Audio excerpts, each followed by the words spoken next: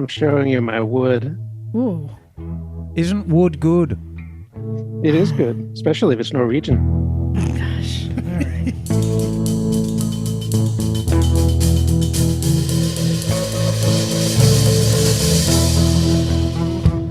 Hey there. Welcome to Motorcycles and Misfits. Coming to you from the Recyclegarage in sunny Santa Cruz, California. Hey everyone. This is Liza, and I'm feeling dandy today. She's a dandy. Yeah, dandy. Blended. I would say it is actually sunny. It's living up to its name. It's gloriously sunny, but also nice and cool in Santa Cruz right now as compared to the rest of the Bay Area. The universe. Yeah, get closer to it. 2 o'clock. Okay, There getting you closer go. to it. Oh, let's get to who is here because it's big, it's deep, it's dark. That's right. She's Not back. really dark though. It's Miss Emma. Aloha, darlings. You've been gone how long? Aloha. Oh, it seems like forever, doesn't it? But I'm back. And this is Miss Emma, and I'm feeling handy. Oh, Tra-la-la. let's see how this goes. And also joining us, been a long time, but he's always been around. It's Henry. Oh, shit. Hello, I'm fucking people number one. Between sips of beer. Oh, and of course, you know that sultry Viking voice of Cat McLeod. I am back in the United States for just a few weeks before I take off to some wonderful motorcycling destination. Yeah, you are. And then also our stunt misfit, Fucking number 3. Patrick, right? it's Patrick. That's right. You guys are all here for a reason, too. Well, I was going to say, every single person in the studio, excepting yourself, Liza, have one thing in common, aside from the fact that we're all completely awesome human beings. Is we all went on... Well, Bagel is not in the... Oh! Bagel! Yes. Oh, we Before forgot about you, hijack darling. the conversation. Oh, I did hijack it, and I completely forgot about the bagler. Forgive me, sweetie. It's the Oh, bagel. that's all right. It's I. And I think my number today is C+1. Wait a minute. Have you been buying stuff? Not exactly, but it did cost me a little bit. Well, you better explain that before we go any Hold on, further, what's darling. C+1? We have taken a new cat into my household. Oh, C+1. Oh, fantastic. Oh, cats are Yes. great. What sort of cat is it? Arms, legs, that kind of thing? Yeah, she's got all those, and she's sort of a whitish with gray spots, and very interesting coloring, sort of a smoky colored cat. Oh, good-o. She was local to the neighborhood with her brother, and they ran away earlier this year, and then their owners moved and couldn't find them before they moved. So they've made their way over to my house, and we trapped the girl last week, and she got spayed, and she now just came back this afternoon, and we're working on getting the boy next. That's pretty good, if you capture somebody and then give them, altering surgery, they usually don't come back. But she is very happy to be here. She's a super sweet cat. Very good. Well, she's probably been living rough for a little while. Has she chosen Yeah. a scooter? Is there a scooter that she particularly enjoys, and do you approve of the choice? Not yet. We're working on it one room at a time. Nice. Well, congratulations on your C+1. Oh, thank you. I am at C goddamn won't die. Oh, God. Holly is still hanging on. Oh, still hanging on.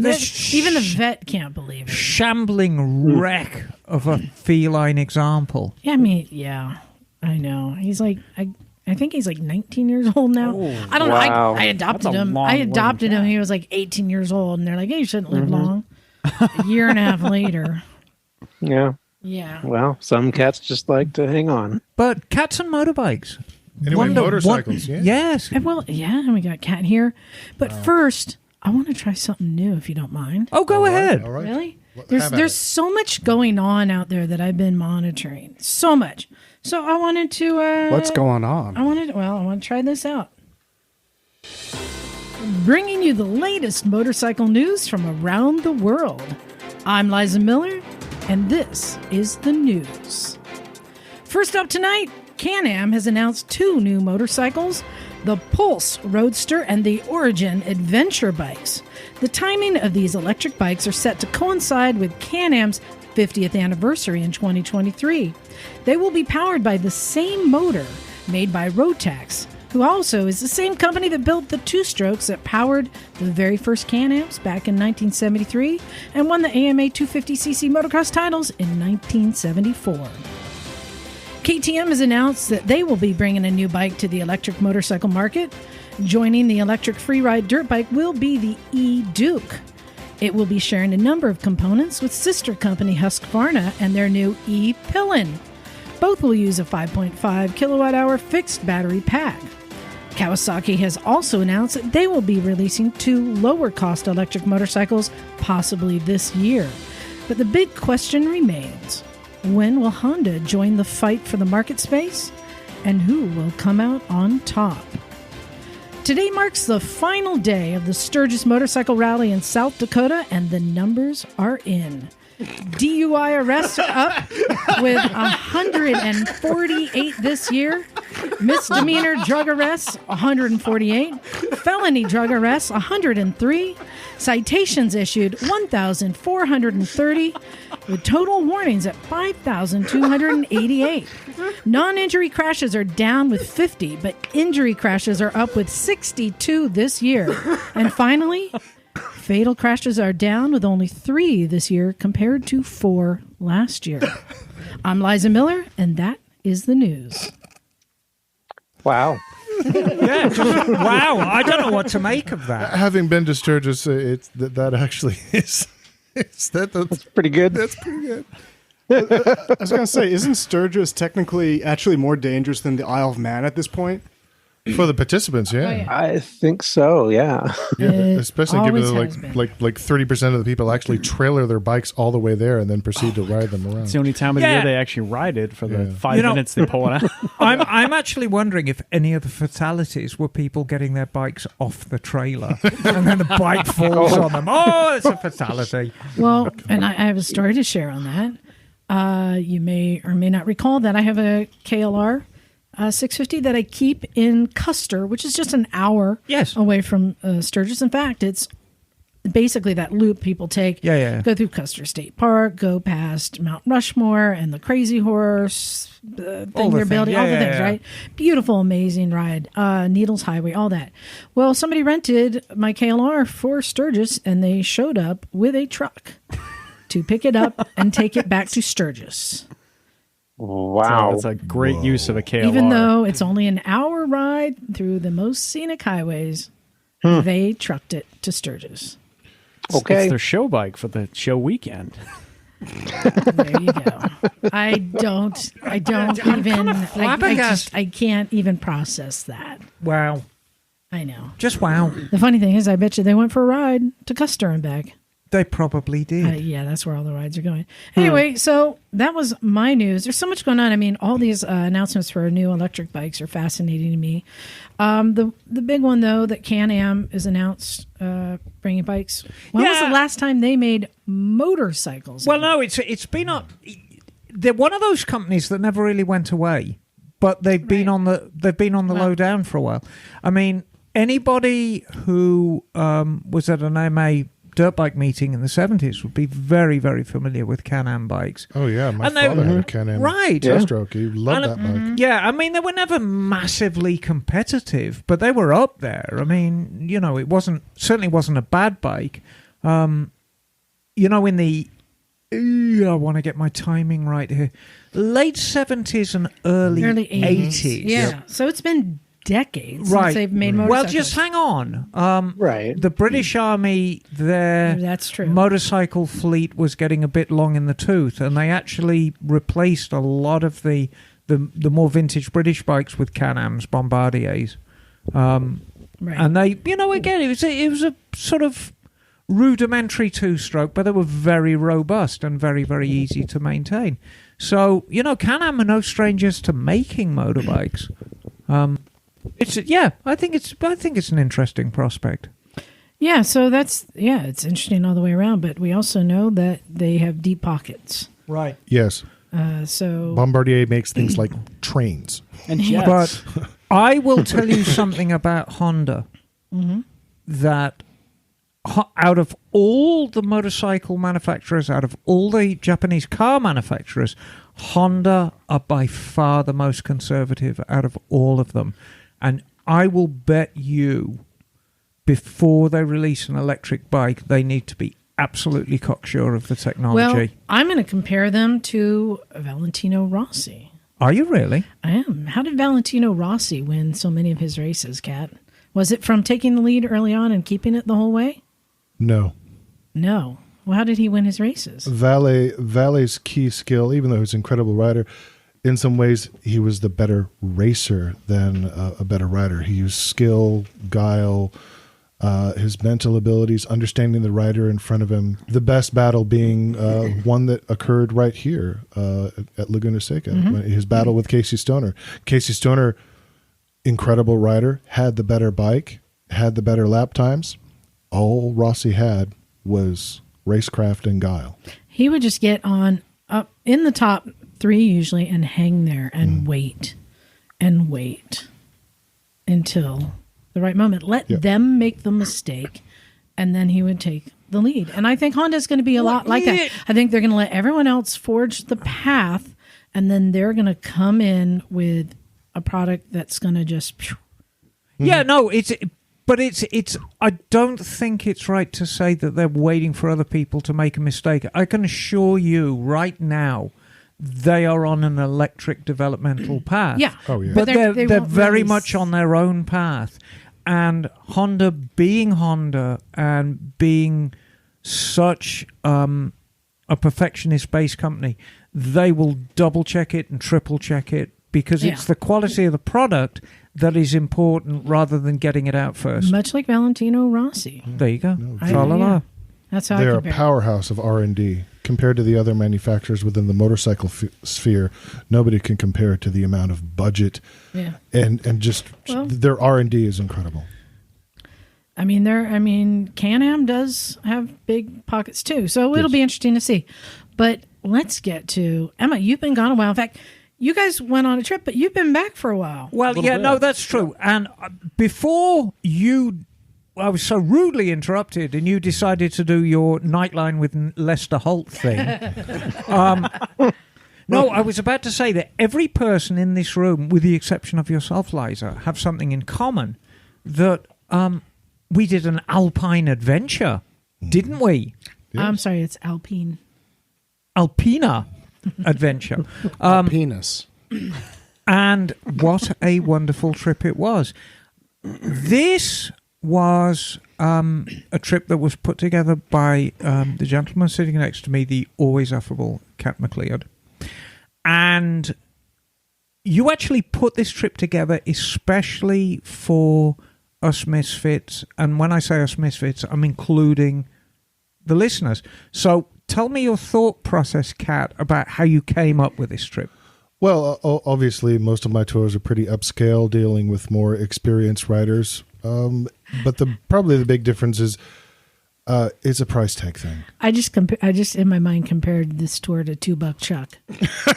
I mean, It's a good entry level. in real terms, it is, and I will take that analogy because a lot of people cut their wine drinking teeth on $2 Chuck. Yeah. It's great value. I mean,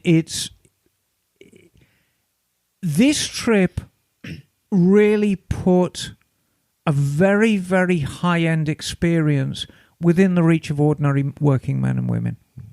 And that was the whole concept that Kat came up with. Yeah. And, of course, I was used as bait. So it's like... Well, who doesn't want to spend a week riding with Miss Emma? Well, and there you go. And, I mean, I've never made a secret of saying to me the greatest prize in motorcycling is riding with your friends. How many times have you heard me say that, Henry? At least a dozen on the flight. Yes. Is that why we never ride together? Yes, exactly. No, Liza's been mean to me today and has been from the moment I walked in today, but we'll more of that later. I gave you a good 5 minutes head start. Yes. One of the things that I try to do more than anything with my motorcycle tours is I try to take away fear. You shouldn't be afraid. You you get better motorcycle skills rather than having fear. You have a plan. The same thing applies to international travel. People should not be afraid of international travel. A lot of folks in the United States are very intimidated by it. You're already riding on two wheels. Come on, let's take care of this fear of travel. And so that's what the point of the tour was to say, see, you can do this. This is how it's done. And, we didn't have a whole bunch of guides. It was just me. And everybody got the message and repeated it back to me. It was great. I was not the tour guide. I was the instructor. We sent people off on their own in small groups to do the routes on their own. Right. And figure out how to do it. So in the end, there were 21 riders and 3 pillions. So I think it was 24 in total. Wildly different riding experiences. And we split ourselves up into impromptu groups, and there was some fluidity in the groups. But generally it was based on skill level. You had the expert group, and I think the largest group was 6 riders? Yeah, I think that was Red Squadron. And there were 4 or 5 groups with very skilled riders, intermediate riders who wanted to go slowly and see the scenery, who were experienced, and then inexperienced riders. Who were the Gold Squadron, and I chose largely because we were with Liza, and they have limited experience, and we're a little concerned about it. And I said, look, Liza, stick with me. We'll form the Gold Squadron. And originally, there were just 3 members of the Gold Squadron. There was myself, Liza, and dear Dave Osterday, who's a regular listener. Yeah. In the end, we kind of grew somewhat because people realized we were having great fun, and we kind of mastered the communication thing, more of which we'll talk about in a bit. Hold on. Patrick, did she let you play with the gold members? No, Patrick was in the experts. I opted to stay with Kat the entire time. I was going to say, smart. You were too fast. Yeah, well, I thought about joining the Gold Squadron for a day because I was like, I do want to see the scenery, but I'm here to ride a bike. I'm here to go fast, right? Too. So I'm going to do that too. And I think the key of this trip, there was something for everyone, and it was large enough that was able to be offered. For people like Patrick, who are really it's all about riding the bike. And Kat, of course. And then people like us who are just overwhelmed by this just gorgeous scenery and want to take it a little bit easier. So everybody found something.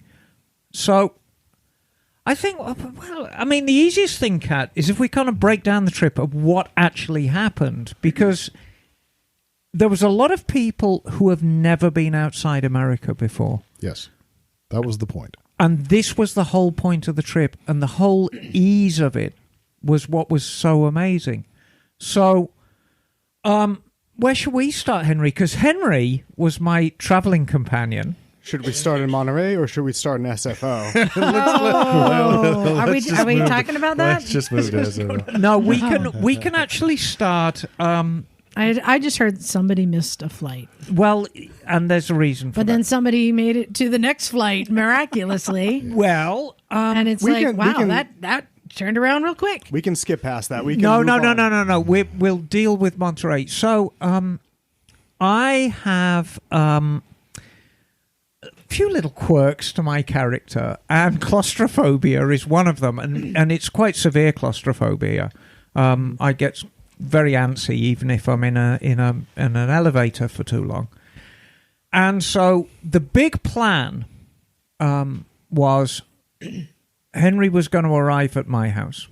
We were going to jump on a local plane from Monterey up to SFO, which is an hour and a half drive. Well, it is, yeah. But it only applies if you have somebody who's able to drive you. And right, of course, but I'm saying it's distance-wise. It's not that distance-wise, it's nothing. And then, there was about a 2 or 3 hour layover in SFO, and then we were flying Lufthansa into Munich.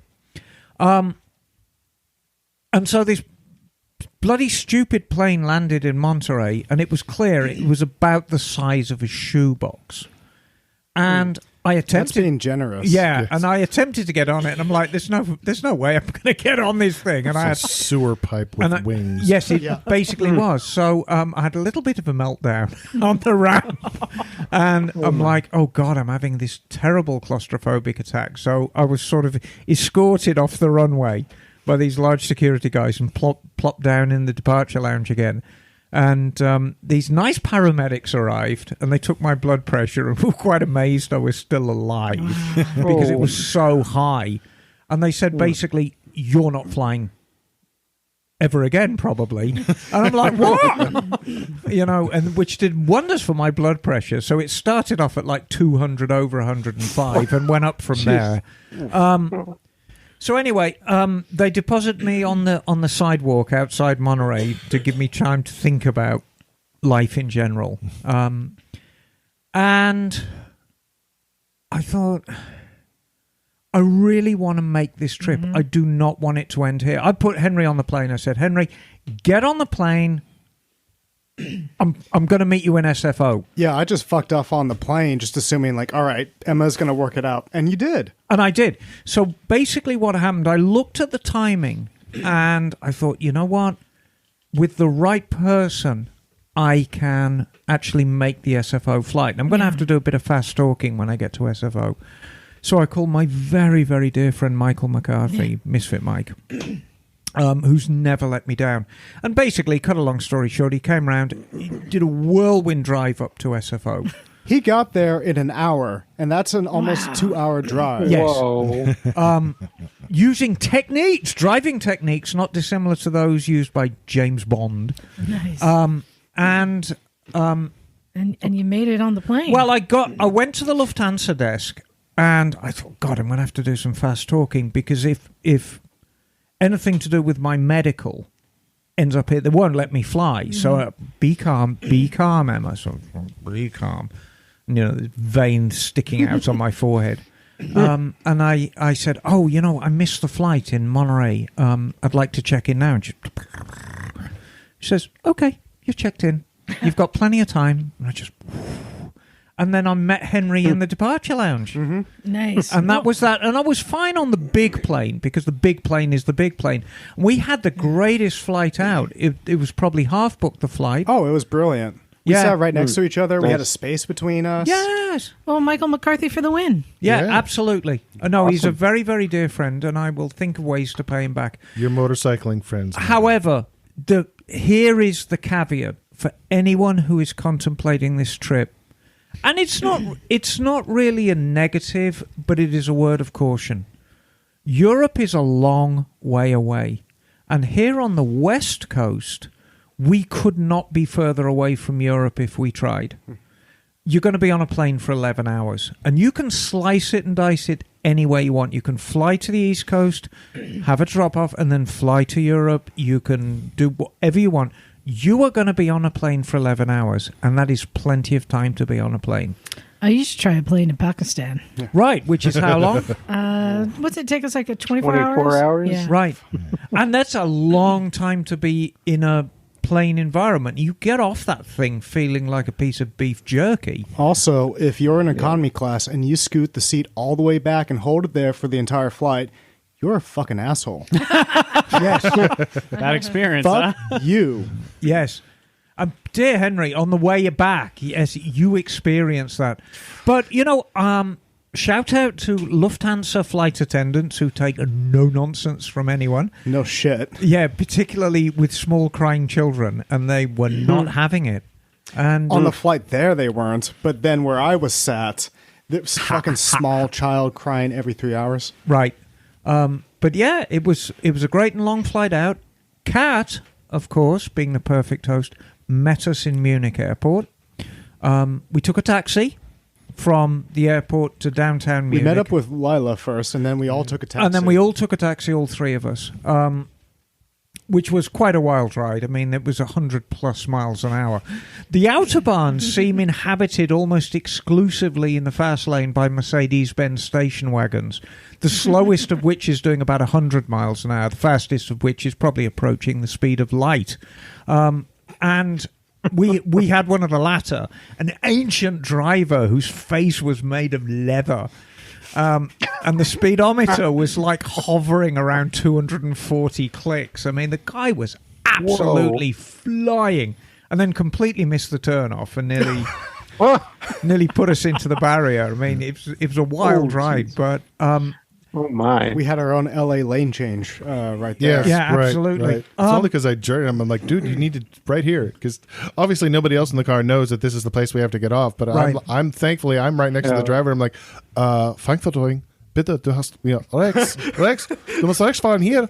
Yeah, and But anyway, we get to the hotel, and we'd had the foresight. I knew it was a long flight, and of course, Emma being a little older, I thought, I want a couple of days to recover from this before I actually swing a leg over a bike. And it's a lovely hotel. It's a business hotel. So the important thing to note, there's no real luxury to it, but it's very efficient. It's very clean. They have a bar, and they serve wonderful beer. It's very convenient. It's very convenient. The bike rental place is literally across the street. There is a motorbike store that's similar to Cycle Gear, but kind of a lot classier. I was going to say a lot more upscale. Yeah, 2 doors down. And in my case, Kat had mentioned that it was probably going to rain. And I hadn't brought any rain gear. And I just thought, you know what? I'm just going to buy a rain suit when I'm there, which I did. And I think it cost €50. It wasn't expensive, this neon green rain suit, which everyone wears there. it was very sexy. Oh, it's fantastic. It's fantastic. So I'm just looking on a map so I can better understand where you guys are. Yes. Because you're always talking about how you're going to Italy, but you're flying into Germany, and now I do see. So southern Germany, northern Italy. Yes. That's Well, where it southern is. Germany, Austria, Italy. That's the method. But you left one out. One of my favorites. Is It's a country I didn't know existed until a couple of years ago. Liechtenstein? Yes. My assumption about this country There's is very little there. that for some reason they overlooked storming that castle. And it just got left for all these. The only reason it never got All taken these over is centuries. because the army got lost. Yes. Yeah. It's like the tiniest little country is right there. Yeah. Yeah. I'm not sure which is smaller, and I'm going to rely on our Mediterranean listeners, whether it's Liechtenstein or Andorra. Right. They're both tiny. I think Andorra's smaller. Isn't Rome? Might be. The Vatican City. The Vatican But City yeah, is the so- smallest. You got Germany north of you, Austria Yeah. to the east of you, Liechtenstein to the northwest, Yes. and then Italy is everything Yeah, south of that. it's everything's Italy. Yeah, what a cool So place. anyway, lovely hotel, very pleasant stay, very, very pleasant staff. And of course, Kat, you've been doing this for a decade now, so he knows everyone. Yeah. So hotel staff, you always get, just a little extra bit of treatment here. And I will say something. Every single thing I bought was covered by you, Kat, and I wasn't expecting that because I guzzled quite a bit of beer. Oh, that's what that bill was. So it was a very, very pleasant stay. And then the time came to collect the bikes. Now, because Leo Escapes is particularly well organized, they have all the information at the bike rental place before you even set foot in the joint, because you have sent all your information to Nancy ahead of time. And if you haven't, she has berated you with an email and said, why haven't I having your stuff yet? Yeah. And so you have to send your stuff ahead of time. That gets sent to BTS, the motorcycle rental place. And so they've got all your stuff. So literally, it's half an hour. You toddle across the street. Half an hour later, you've got a spanking new BMW in your possession.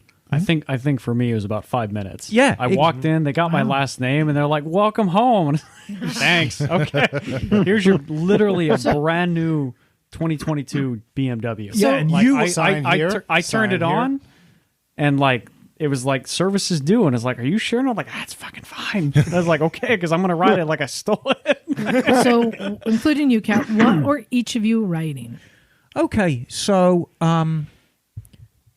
Kat I think you had the fastest bike. I didn't you? I routinely ride the BMW S1000 XR when I'm in the Alps. Now, the XR is the German equivalent of the FC1. It's BMW's version of the Versus. Oh, no, it's a lot quicker than, a Versus. And then some. It's, I mean, there's a lot of Bandit in it, fuel-injected Bandit, but I think an FC1 is the closest.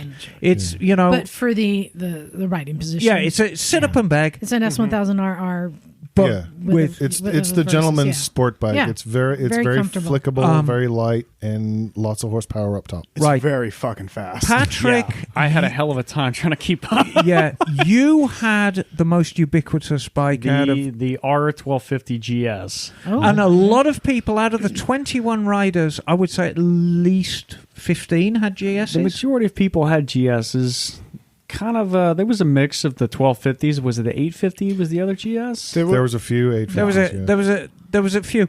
A lot of the 1250 GSs did end up upside down by the side of the road over the course of the week. I kept mine straight up. Well, because you're so tall. Wait, there but was a crash? no, It was wasn't a just crash. unfortunate He literally drops. nobody crashed. But the thing is There were with the drops. GS, they are quite top heavy when you're kind of maneuvering them about. So Can I get a report real quick? yes, Because you ride, you have a KTM Super Right, Super so Duke I chose and a KLR. I chose the GS specifically because I have interest in possibly buying another bike. So, what did you think? I conflicted on this bike. Like, it's everything about the bike. There was nothing that was wrong with it. Yeah. I was annoyed by the fact that I kept hitting the damn cylinder heads. Yep, that's Yep. my Drove me only nuts. beef. Nail That's your my only shins on beef. that fucker. But I was like technically competent, amazing electronics. Everything about the bike was great. Great low end torque. It's the shin thing that gets me. The shin drove me nuts, and the suspension drove me a little bit batty too because I had no feeling in the front. It's I because had- of the tail lever. I was front like, end, yes, too. I could throw this bike into the turn, no problem, but I couldn't feel anything in the front. And coming off the Duke, which has super tight suspension, I was like, this is so weird. But it's such an easy bike to ride. Not the bike I want to buy. right. But I was Great touring bike. Great touring bike, super comfortable. We were on, 7 hours a day on those bikes. Yeah. Yes. I was like, I could easily do another 5 or 6 Just hours. don't put your feet down. I made I made a prediction on day one, actually in the BTS rental parking lot, to everyone who was riding a GS, and I said, by the end of the week, you will be amazed of the competency of this bike. You will be amazed at its technical excellence. You'll be amazed about how long you can stay in the saddle. You'll be amazed. And I was but so... you simply will not be in love with it. I was and you won't buy so one. grateful that we had Kevin on the trip with us because Yes. he has a GS, the smaller variant. Right. But he walked us through all the neat little technical stuff you Yes. could do to it. So like when BTS sets it up, they had you've got your pro settings. Kevin's like, well, you can open up the Dynamic Pro, which opens the engine all the way up. And you can get into the hill start stuff and connect your Bluetooth, and then you can track everything on the app. And it's like, that was really fun to do. Because I've never had a bike that had that before. And it's like, oh, I can get off the bike Right. and look at how much did I lean? How much ABS was I throwing into the turns? And that all be- this little stuff. So you can Oh, kind of, that you can app was a lot of analyze what fun. you were doing. And then you can, I can sit now at home on my bored days. It's like, oh yeah, that I can relive the route from a technical standpoint. So, GS was the most ubiquitous. Henry, Henri? I was on a BMW XR 900R, basically I would say the smaller version of the S1000 XR. Yeah. Parallel twin, makes about a little bit over 100 horsepower, weighs about 480 pounds or so. And first day, it was fine. Like, it was fast. I was able to keep up with some people, with some of the locals, but just like, this is a good bike. But then with Kevin's suggestion, I'm putting it into Dynamic Pro. That opened up. It yeah. opened it up, and it's like, oh, I'm going to ride this like I stole it. And I And you did. fucking did. and Henry was actually, out of everyone, he was the one to catch. He was the one. He was, and I even struggled to keep up with Henry. I got behind him one day, and I was like, God, he's throwing that bike all over the road. Like, this is going to be fun. I was going to say, to be fair, the roads there are damn near perfect, and they're so predictable Oh, they're and amazing. easy.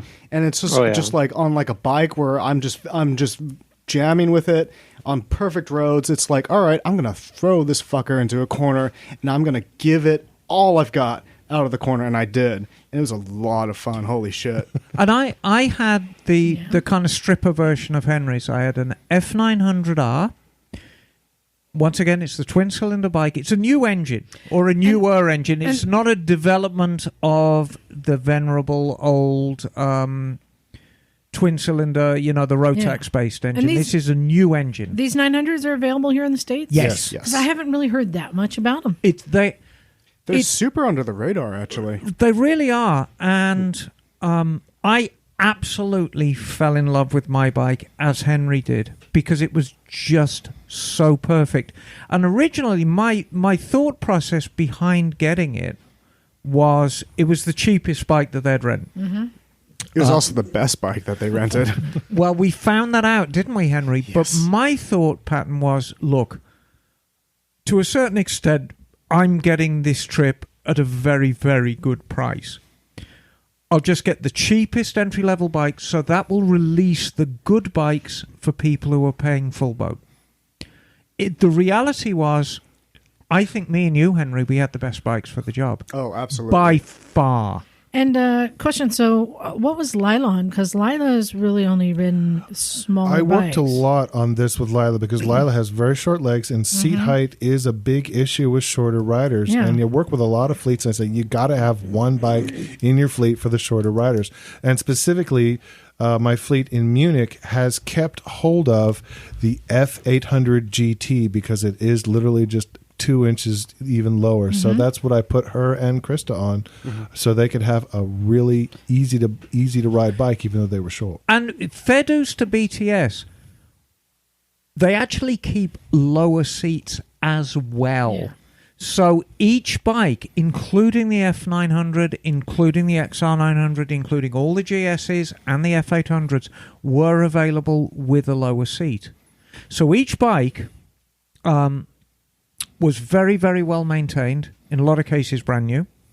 Each bike came with saddlebags and top case because we had no support truck. Everything we needed, we packed in the cases. And they're insured, of course. Mine came with absolutely spanking new tyres. I don't think anybody had a hokey bike. Even the older one, even the F800 that Lila was on, was just perfectly maintained. You've got to remember, this is Germany. So they like maintaining stuff. Great. So The standard is way They have higher. to maintain Right. stuff. so bikes were a win. That's great. Bikes were a win. Nobody had mechanical problems with their bike. Few people struggled with theirs, but it was largely because of quirks of the bike. I was going to say, rather well, than- Krista got a nail in her tire on the ride back. Yes. But that's not really... But Well, luckily, I think Krista, she was the only one that did have a mechanical failure because her brake light was like on nonstop for a certain portion of the ride. And I was behind her at one point, and I'm like, is she braking or not? I can't tell. Oh, yeah, And it's like, people- it's a small bike, and I was like, Oh, too bad you didn't have a mechanic People- around to help you with that. I think eventually it got sorted out, but We it was were just in- something. No, was, it never we got were in a sorted out. different We group. just- okay. Alright. Yeah. But so Krista, she's a fast fucking rider. She would have been right up there with me if she wasn't limited by the bike. Right. But everyone, whenever we would get caught in traffic, everyone would be tailgating her like all the fucking time, and it's because the brake light wasn't brake fucking light coming wasn't- on. Yeah. So it sounds like the group all got along well. It was a good group. Everyone got along great. The riding was superb. Germany was wonderful. Very, very predictable. And once again, it's kudos to Kat, because rather than put everybody on the freeway, which is the easiest way to get out of Germany, there was a little freeway riding, but the majority of riding was through the countryside. And I went through, God, the most delightful villages. I haven't set foot in Germany in 25 years. I'd forgotten how pretty Germany is. When you get into the countryside in southern Germany, it's absolutely captivating. Just how drop-dead gorgeous it is. We found ourselves in just beautiful little villages. We picked up a little bit of a freeway and stopped at an authentic Austrian truck stop. That may have been the best schnitzel I had the entire trip, too. It was However, That said, Europe was suffering from something of a heat wave right then, and the heat little was toasty, yeah. oppressive. Yeah, it was I really hot. became one with my leather pants. I wasn't sure where the pants ended and I began. I mean, granted, so I was wearing the stitch, and by the time we got to Italy, like I took off that suit, and it was like I had jumped in a pool, and it was just me and my own sweat and goo. All right, guys. So tell the Marinade. story. You arrived at the Austrian truck stop, and yes, to your surprise, the food is fabulous.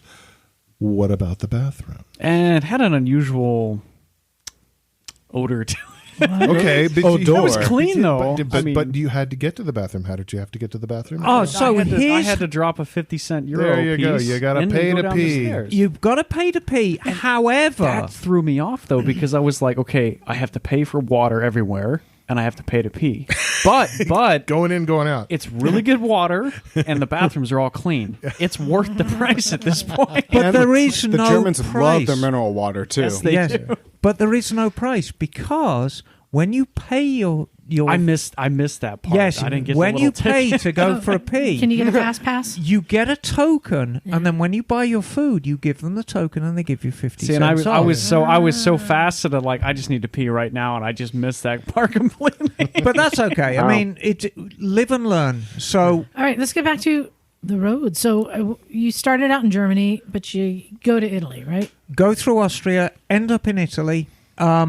Italy is just a glorious country. I could easily spend the rest of my life in Italy. It is... I have a stupid question. Yes.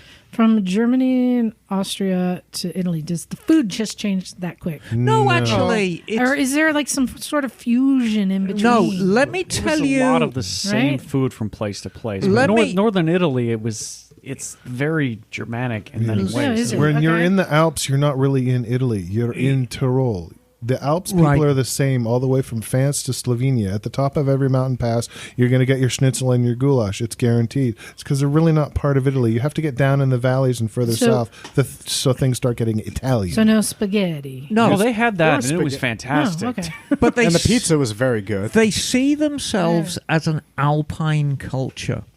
And that's very, very important to understand. Okay. So, Austria,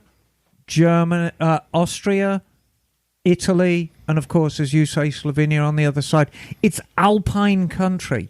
And they see themselves as an alpine people, even though the languages change a little bit. But of course, on the board, everyone speaks English. Most everyone speaks English. If they don't, they are so patient with you. Kat said something very, very profound, which has stuck with me. And of course, he's absolutely right. You need to understand the difference between a tourist town and a resort town. And it's a very, very profound difference. A tourist town is a town that goes about its business and there happens to be tourists in it. And sometimes they're well received, sometimes they're not. Sometimes they're seen as an annoyance. Well, But a resort town, the entire town lives for people coming in, spending their money and having a good time in the town. And the quality of service you get is wildly different. So is San Francisco a resort town or a tourist town? It's a tourist town. It's I'm a afraid. tourist town because San Francisco is a town. It's got a financial district. It's got the gay district. Oh. It's So a town in a itself. A resort town would be like Punta Cana. Tahoe. Tahoe is a resort town. I don't see that as a resort town, but okay.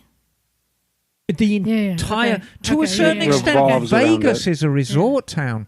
Every Yeah. Okay, single thanks. person in Vegas is It's there. catering to the tourism. Is there for the Okay. tourism. And Cannot say, where we were actually staying, is every inch the resort town.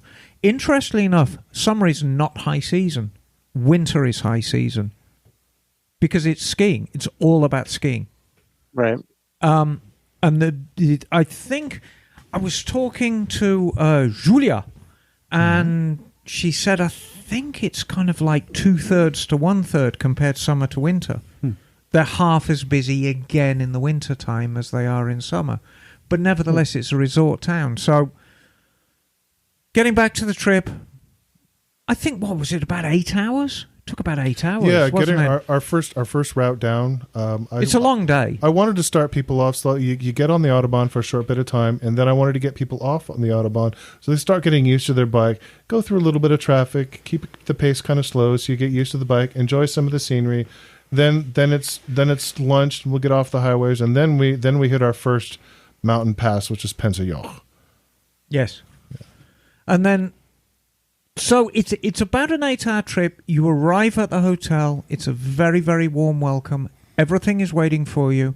You have beautiful rooms. I had the most glorious room with a just gorgeous balcony that looked out over the street, which actually wasn't a bad thing.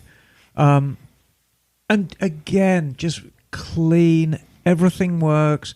The water's hot. There's great water pressure. Although the showers are tiny. The showers are tiny, but believe me... Imagine me fitting in those showers. If you have been riding in oppressive heat for 9 hours, you could get in a shoebox, and if you're able to wash the road scum off you... Wait a minute, let me get this clear. You mean you could have Wi-Fi, electricity, and hot water? Amazing, isn't it? Bagel and knows great why. beer, everything. Bagel knows why that's so funny. Because in Pakistan, pick two. Right. You can't have all three. Ooh, you're lucky if you get one in some places. But it's Can't say it's just this delightful little town. I would actually argue that hotel isn't in Can't Say. It's right on the northern edge, isn't it? It is. It's actually technically in Alba. Yeah, I was going to say it's in the next town. But everything... First night, we all arrived at the hotel, I want to say about 6 o'clock. Every single person had a shower. Every single person. And then we all went out for dinner, didn't we? Yes. So y'all are staying basically at one hotel and doing little day trips. And that's where the teaching comes in, that you're teaching them how to go to... This is just one strategy that you can do while you're traveling. You are a motorcycle rider. You have come there to experience the roads. The road is a destination. You've come to experience the culture of the country by immersing yourself in it rather than going to a tourist trap. So you can... Go to a particular town, and you do the Clover thing. You head west, then you head north, the east, and you can stay in the same place, and you get a home base, and you sort of get to understand that town, as the locals do. So the way Kat set it up, we're actually riding using the hotel as a base 5 days, right? Yes. But there's at least 6 rides you can choose, and you're given this little brochure, and each ride is explained in terms of miles, time in the saddle, and overall time to do the trip, and sort of skill level. So you can pick what you want to do. There's plenty of all-day rides. I mean, the Stelvio Pass, which, of course, Gold Group leapt on day one. You guys were brave for doing that. I was impressed. Row Group has a story on Stelvio. Right. So that was more than a day ride. That is an all-day ride. Presuming you don't get held up with destruction, presuming you don't get held up with getting lost, it's a 9-hour day. Wait, did somebody get lost? Yes, we're going to come to that. Yeah, Wait, you didn't teach them better? And then, sometimes the only way to teach people is to have them fuck up and learn the lesson. My rule is the best adventures come. We're going to come to the details of that. And then some of the shorter rides were very, very easy rides, technically challenging, but really just 4 or 5 hour rides. So you could have a lie-in, set off late morning, do the ride, and still have plenty of time to get back, change for dinner, get drunk, and then repeat the next day. It was superbly set up. When I first heard about the trip, I thought, look, being stuck at the same hotel, it's not going to be that interesting. And it was far from it. It was an absolute master stroke. Because you arrive at the hotel, you unpack your crap, you have your crap everywhere, and there it stays for 6 days. I was going to say, also, it's brilliant. The cutest little 3-star hotel I've ever stayed in my entire life. I will tell Julia and Tiziana. They will be very happy to hear that. The other thing that you can get when you stay at a place for a long period of time is you can get a better deal Yes. than you were if you were staying for just one night. So go to a particular area, wherever it may be in the world. Say, I want to spend some time here and live there for a week. Immerse yourself and ride the roads. Nice. Good And tip. I can say we explored different restaurants, we gassed up our bikes, we visited the stores. I didn't have a single negative experience in Canetsay with hoteliers, with shopkeepers, with gas station attendants, with barkeepers, and I behaved quite badly on a number of occasions. I was going to say, you did get pulled over. Wait. Oh, yeah. Oh my! Well, no. There's a story. No, the glass of wine, that was the topper. Look. Oh, that was on the first night. Emma did tell me when I she have got the back. best picture of that. Emma did say, well, I did get arrested. I'm like, what? Now, Detained, darling, detained. Well, you said arrested, but you are a bit of a storyteller. So what exactly did you do to be detained? Well, so the day started off like any other. Hearty breakfast. And we were doing... Can't remember what we were doing that day. It was one of the high passes. Okay, I think you were probably doing Twisted Core. Henry, do you have a picture of this? You just might. Oh, evidence. I think we were doing... Oh, is this how the detainment got started, with you with a glass of wine in your hand? Oh, no. no. I snuck that out of the restaurant in my purse. my Let me God, see. no God, wonder it they was pulled you over. classic. No, we were having this great Italian meal. The waiter hardly spoke a lick of English, but it was great because we finished up and... Yep, there's the shot. Literally, we finish up, we pay the bill, we walk out the door, and as soon as we get into the parking lot, Emma just pulls out the glass of wine out of her purse. And it was a classic Emma moment. It's just so beautiful. Well, no, having paid for a bottle of wine, there was no way I was going to waste it. So anyway, so the day started off like any other. A hearty breakfast and then a ride up to the core. And there was this ice cream truck, you see. So when you ride up these mountain passes... Okay, hold on. First we started with, you walked Just- out of the will restaurant. you Now just- we're at an ice cream place? Yes, no, there's an ice cream my truck. God. This is the next It was day. fast So- paced trip. So when you ride up these mountain passes and you get to the very peak, there's usually a little store where you can sit down, you can have coffee, you can sit out. If it's more elaborate, you can get a bowl of goulash and some bread. Hearty fare for people who are traveling. And occasionally they'll have a little freezer with some ice cream in it. It's very good ice cream, which, of course, the ice cream doesn't get there by magic. There is a truck which has ice cream in it. So there's this ice cream truck, you see, and he's climbing, and it's quite a big truck. And, it's doing about 30 miles an hour, and I wasn't having any part of that at all because it was a nice road. And so I overtook him, and I may have taken a bit of a risk overtaking him. And I am the first to put my hand up and said, I may have been reckless overtaking the ice cream truck. However, he overreacted. There was a lot of action from the horn and waving of fists out the window. And the good humour man became the bad humour man very, very quickly. And so I disappeared off into the sunset, as it were, being followed by the rest of the Gold team who were laughing at me. The Gold members. The Gold members, Gold Victor 1, 2 and 3, who were laughing at me having cut up the ice cream truck. Anyway, so we get up to the top and we're all ha, ha, ha, ha. And he pulls in and he still looks angry. Oh, shit. So I had to hide. So I hid behind a BMW station wagon because I'm brave. I just got to get this picture. Were you crouching down? Yes, I was crouching down peeking around because the you could corner? see him looking. Okay. Because the good thing about my bike, it was quite a nondescript looking bike. It was just great. But of course, I was wearing my yellow leather jacket. And I had the Simpson with the black visor on. Right. Such a thug. It's Yes. like the total Mad Max helmet. Right, exactly. So I was hiding behind the BMW station wagon and he lost interest and he went about his business.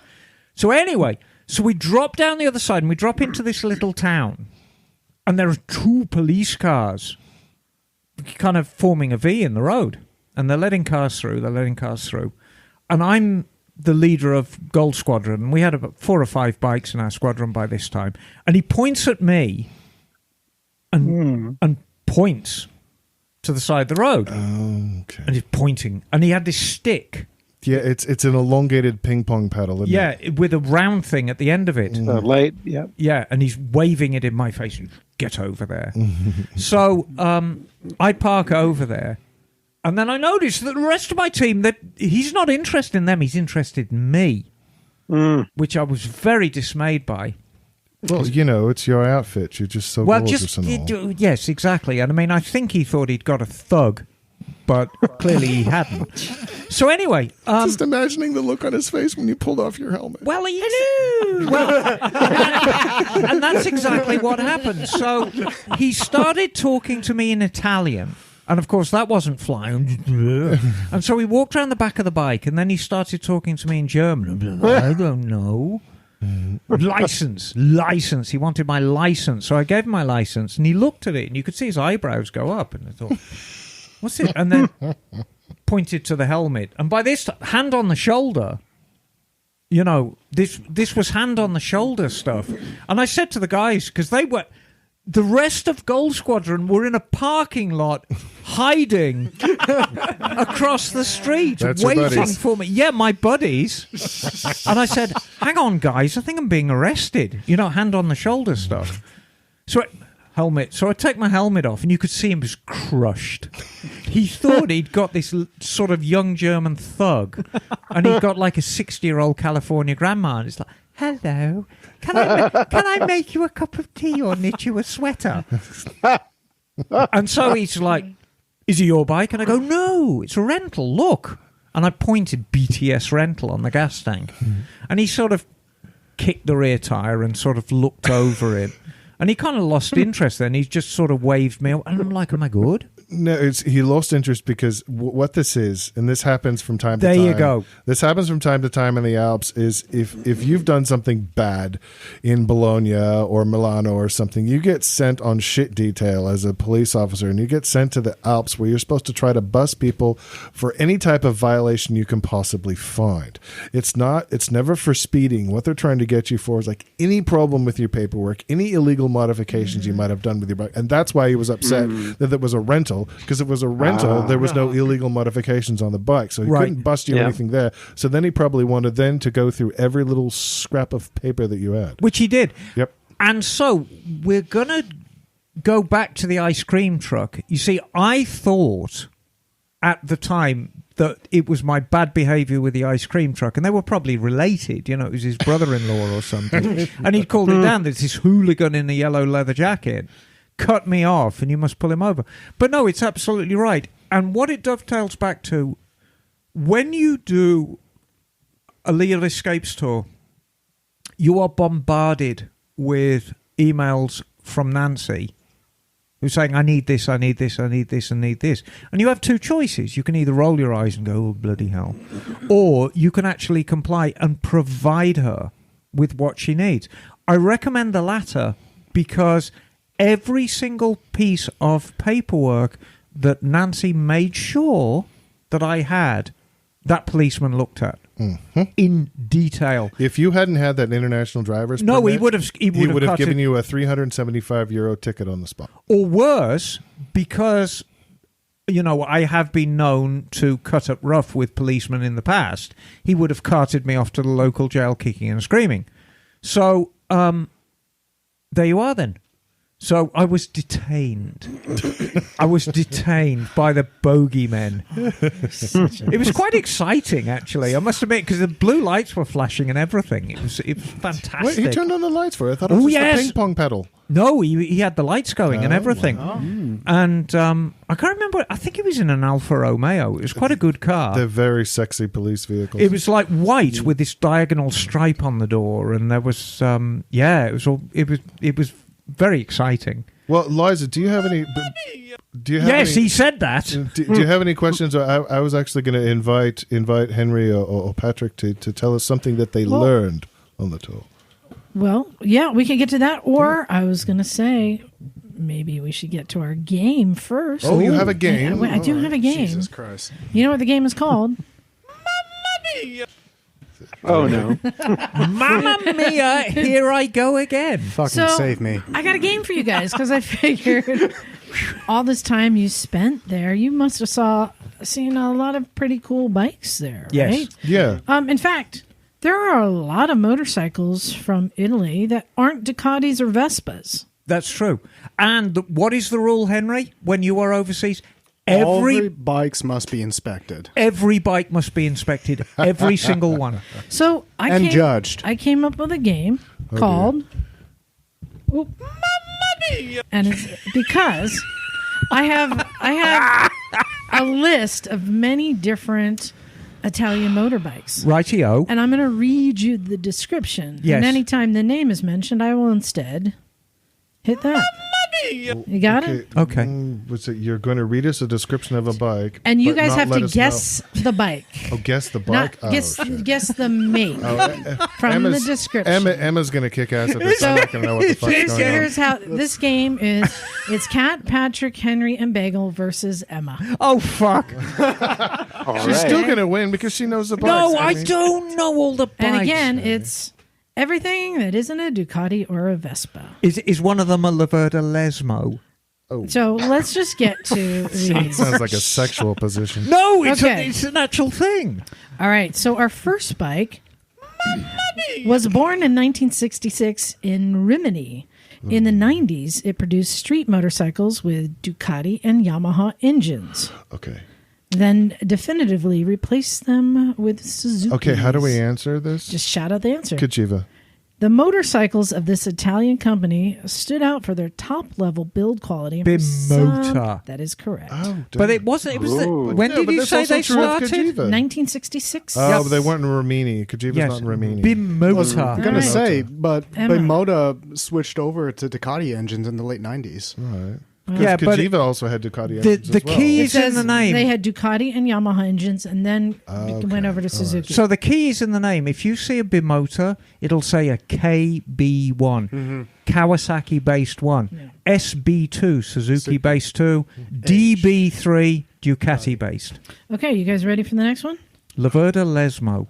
The birth of dates back to 1930 when the founder Antonio decided to open his own workshop for the repair and resale of bicycles MV Augusta. in Bologna. Has always been synonymous with sportiness, a feature present on all models since the beginning of their production after World War II. The first mopeds were the Express and Express Sport of the late 1950s, which actually anticipated the production of the 1960s, mainly focused on 50cc mopeds. Today, Motorbike. Italjet. produces a wide range of scooter models from 50cc to 500cc. Aprilia. 50cc motorcycles in enduro, supermoto, and naked versions, and models for children, including a quad. Not Italjet. It's Aprilia. No, Piaggio? no. Well, Piaggio makes all the scooters. And this goes Gilera. to no, Gilera. Benelli? Malaguti. Oh, well, it's got to be. There you Those. go. Gosh. All right, you guys ready for the next one? Yes. Okay. Was founded in Varese. Is it Varese? Varese? MV Augusta. In 1950 by He's just gonna two keep trying that. brothers. Initially, it was a company dedicated to Benelli. the molding of small metal parts. Motoguchi? They entered the racing world. They entered the racing world since 1978 with the Suzuki 500 at the French GP in 1978. Fully enters the history of motorcycles. It will take over the plant where the Aramaki and then the AMF were produced. Kagiva. That is correct. Emma gets The point. elephant. The Yeah, I elephant. missed the elephant. That was a cool bike. Okay. It was, wasn't it? Yeah. And you know, the Kagiva brand, it was a little baby elephant. Yeah. It was a lovely little thing. Okay. Yes. The next one is an Italian motorcycle company founded in 1960 in Bologna. Did I do this? No, I didn't do this one. No, it's After all in Valley of Speed. suspending motorcycle production at the beginning of the 2000s, limiting itself to the production of electric bicycles and pedal-assisted bicycles, production resumed in November of 2020. We have reached the current scooters and small mopeds from the first old-style models, medium displacement for the right synthesis of design and performance. In November 2020, the production of motorcycles restarts with a new generation of dragster. A totally Italjet.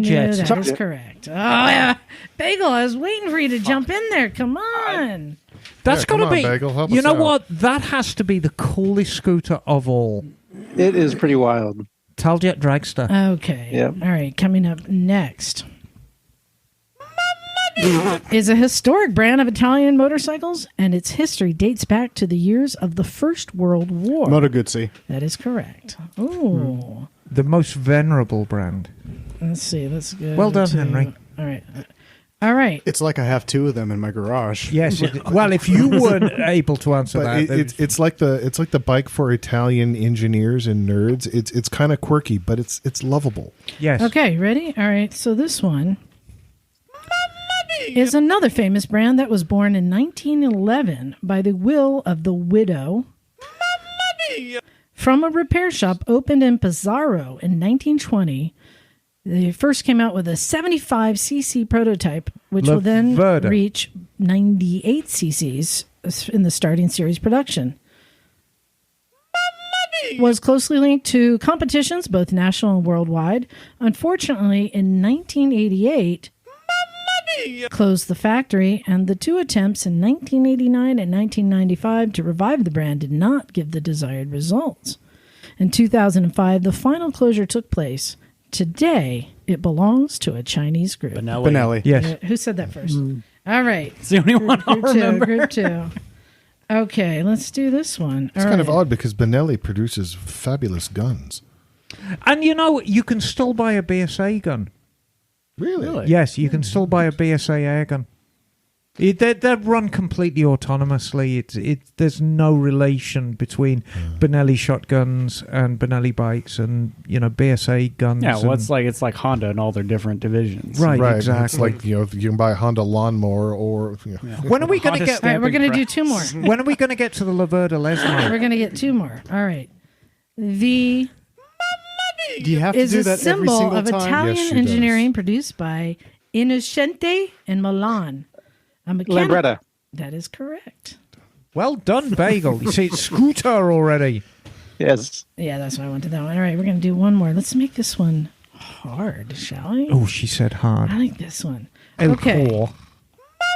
Is an Italian motorcycle manufacturer founded in 1937 by Alfonso, a pilot and designer who established his starting point in Bologna for an initial production that included engines and three-wheelers. All right, well, it's not gas. Piaggio? A brand that, after various events, is back on the road with new models that have all the numbers to revive the glories of the past. And Via Gusta? When the 350cc was a must for many young motorcyclists on Italian roads. Among its iconic models, we remember the Corsaro, flanked by the Scrambler and the Gran Passo. In 2018, became part of the Chinese Zhongzhen vehicle group. SWM? Nope. And I know of two in this town, but we don't call them 350s. Moto Morini. We would call them 3.5s. Oh, okay. Moto Morini. All right. Very good. John Henry. Henry. And now All they're part right. of the Zhongshan group. Oh, wait. That Yeah. means Emma got 3, and the B team got 4 for the win. There you go. Only because nobody got Malaguti. That would have been your chance to tie it up. So Well, never no, mind. no Aprilia. I'm crushed. No gas. Aprilia started in 1945 by producing bicycles. But when do we get to the Laverda Lesmo? No, I didn't have every single one. There are others I didn't include. I just shortened the game up for you. But I'd have won eventually. It's true. All right, should we do one more? You want to see if you can get this one? Oh, God. Okay. Let's see. All right, hold on. All right, I'm touching too many things over here. All right, so this company. As is usually the case. This, Wash your hands. Okay, next ready? time. Everyone pay attention. This company is the oldest Italian motorcycle manufacturer still in business. Gilera. That is correct. Oh. And it's one of the oldest Italian motorcycle brands. So the thing I found that was interesting, how many of these came from Bologna? Yes. And Yes. how old so many of these companies are. There's a reason for this, and I think it's a unique aspect of Italian culture. This could only happen in Italy because the Valley of Speed is where Ferrari, Lamborghini, Pisani, Ducati, all of these crazy creations dedicated to speed and performance married together with art. Where else in the world could you get a bunch of small companies that just exist to serve this market? Something else they all have in common. You can often hear this. It's very true. You know? Oh, God. It's still yours. Okay. But, back in the day, Birmingham, my hometown, was where everything motorcycle related was made. And yes, I know Vincent's, and yes, I know AJS's match lists were made, in Stevenage and London, respectively. But the number of manufacturers in Birmingham was amazing. And for, similar reasons, Birmingham is very centrally located. And so it was easy to get the steel from Sheffield. And of course, being a big city, there was always a lot of skilled labour at hand to actually assemble these things. And then because Birmingham's in the middle, you could send them all over the country or indeed all over the world. So, tra-la-la. So I want to get back to what, Kat, you were asking for Henry and Patrick. Yeah, Henry and Patrick, I just name something that you learned, and then we can keep on going on and on forever about the tour, but I should probably mention what sort of the plans for the future are, what we're thinking about, and also what I have left for this year. So what did you guys learn? Okay, they're just full of overflowing with information. So like, oh shit, I'm on the spot. Learned that these bikes go fast. I would say just use common sense. I've already learned don't overtake an ice cream truck. There's no such thing as common sense, though. But just think about things, essentially. Just fucking think things through, because a big problem that we were having, I was in Rogue Squad. A big problem we were having was with our GPS units. I don't know what was going on. Is this how you got lost? Many Yes. times. Oh, many times now. Yes. So Wow. we did quick little aside. We did Stelvio Pass, and we kept on having to pull over and reevaluate the GPSs because literally all three of our GPSs would be saying something different. So we didn't know which one was exactly right. But it's just, get your bearings together, keep your mind, just keep your mind straight, and just think about things logically, and just carry on forward with that. I mean, it's totally fine to just guess and shoot in the dark and hope it, Getting lost is okay. Yes, exactly.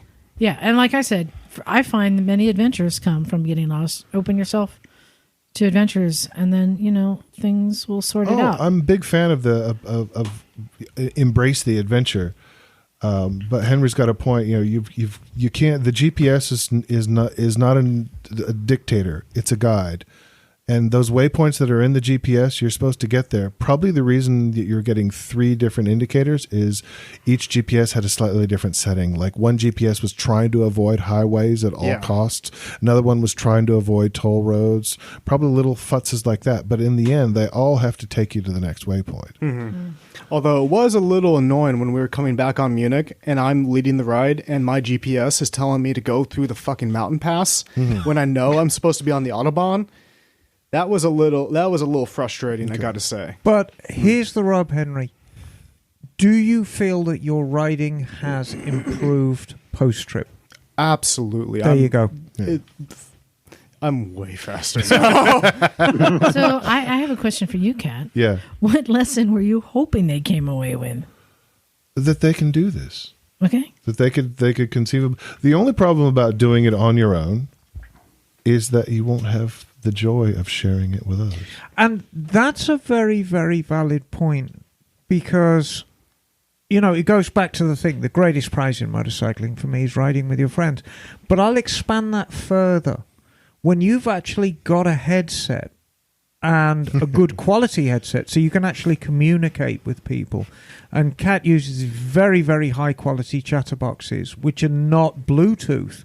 They're actually radio. Although there was some radio interference we did get sometimes. A little bit, but usually you channels. could change channels and get rid of it. Yeah. But when you're actually in communication with your group and you're riding with your friends and you just turn around and you present it and you're like, oh, shit, look at this. It's wonderful to share. It really is the best part. But absolutely, Kat, I mean, I used to travel extensively in Europe, but this isn't something I've done for 25 years. Could I go back and duplicate that trip tomorrow without any help from you? Yes, I could. The trip was that good. And use public transport. Yes. I could land at Munich airport. I could know which train to get on. I could know which tube to get on. Know which station to get off. So I'll pick up on this. This is the thing that I learned from this trip. Ah, is you did learn something. The shocking ease of how easy it is to travel in Europe. Right. Like here I am. I've traveled, to Canada, Mexico, whatever. Like it's a joke, right? It's just North America. It's the same thing. But like Europe is like, okay, I'm in a place I don't know the language is. There's multiple languages. Like there's a little bit of travel anxiety. So I landed in Munich. I didn't get the luxury of someone meeting me at the airport. And was like, I had gotten there and everybody was going to dinner. I was like, pick up a taxi, find the hotel. Okay, fine. I went to the guy to the taxi and sprechen Sie is English? Sprechen Sie English? English. Nope. He takes my phone out of my hand, looks at it, because I had the hotel on it, throws it in the front seat of his car and says, get in the car. We take off. Right. This is how we're doing this, I guess. Yeah. But everything about it was just so easy. And it's like, I can get anywhere I want. I learned, Dave taught me how to look at the subway in like 5 minutes flat. And I was like, easiest thing I've ever seen in my life. I was going to say, so I've never done public transportation ever in my life. Yeah. But within an hour in the Munich metro, I figured it out. And that's the thing. Like, I've done public transportation for years, and I was like, I've never seen it easier to figure it out. It's always on time. It's always there. Yep. It's so simple. But, like, just traveling anywhere, it's simple. Figuring your way around is so simple. It's like, why have I not done this before? And it's like, now it's like, I could go back and do this, like, tomorrow without a hesitation. And it's like, when I was there, I was like, why the fuck did I not stay for an extra week? I could easily stay for an extra week. Would you go back? In a heartbeat. Yeah, and Patrick, that was your first time outside the continent of the United States, wasn't it? Yes. Yeah. First time overseas. And, like, here's me, like, I don't mind flying, but I hate flying, like, more than 3 hours in an airplane. Right. I'm like, just kill me. But then, like, and there we are, 11 flying hours. on Lufthansa was like 11 hours. It's like, this is actually not that bad because it's a much better flight experience. But guess what? It's the same on British Airways. Yeah. It's the same on... Alitalia is gone now. Right, But it's the same on KLM. It's the same on all the major airlines. Yeah, and Kat, you said it like right. We hadn't even left the damn hotel in Munich, and you're like, if you want to do this, cheap? If you have all the time in the world, you want to do it cheap, get a bike here and spend like a month here or whatever. Right? Yeah. No, I got guys who'll sell you a bike. If you've got money to do it and you don't have a lot of time, come for a tour. Yeah. And it's like, I'm sitting there and it's like, we haven't even left the hotel. I was like, oh, hell, I could spend a month or two here with no problem. It's not that difficult. So would Emma, would you make this a yearly trip? Oh, I'm gonna. It's as simple as that. With or without Kat, this is going to be an annual thing, and I'd like to do it with Kat because I think there's value in us working together. I think Kat is incredibly strong in some areas.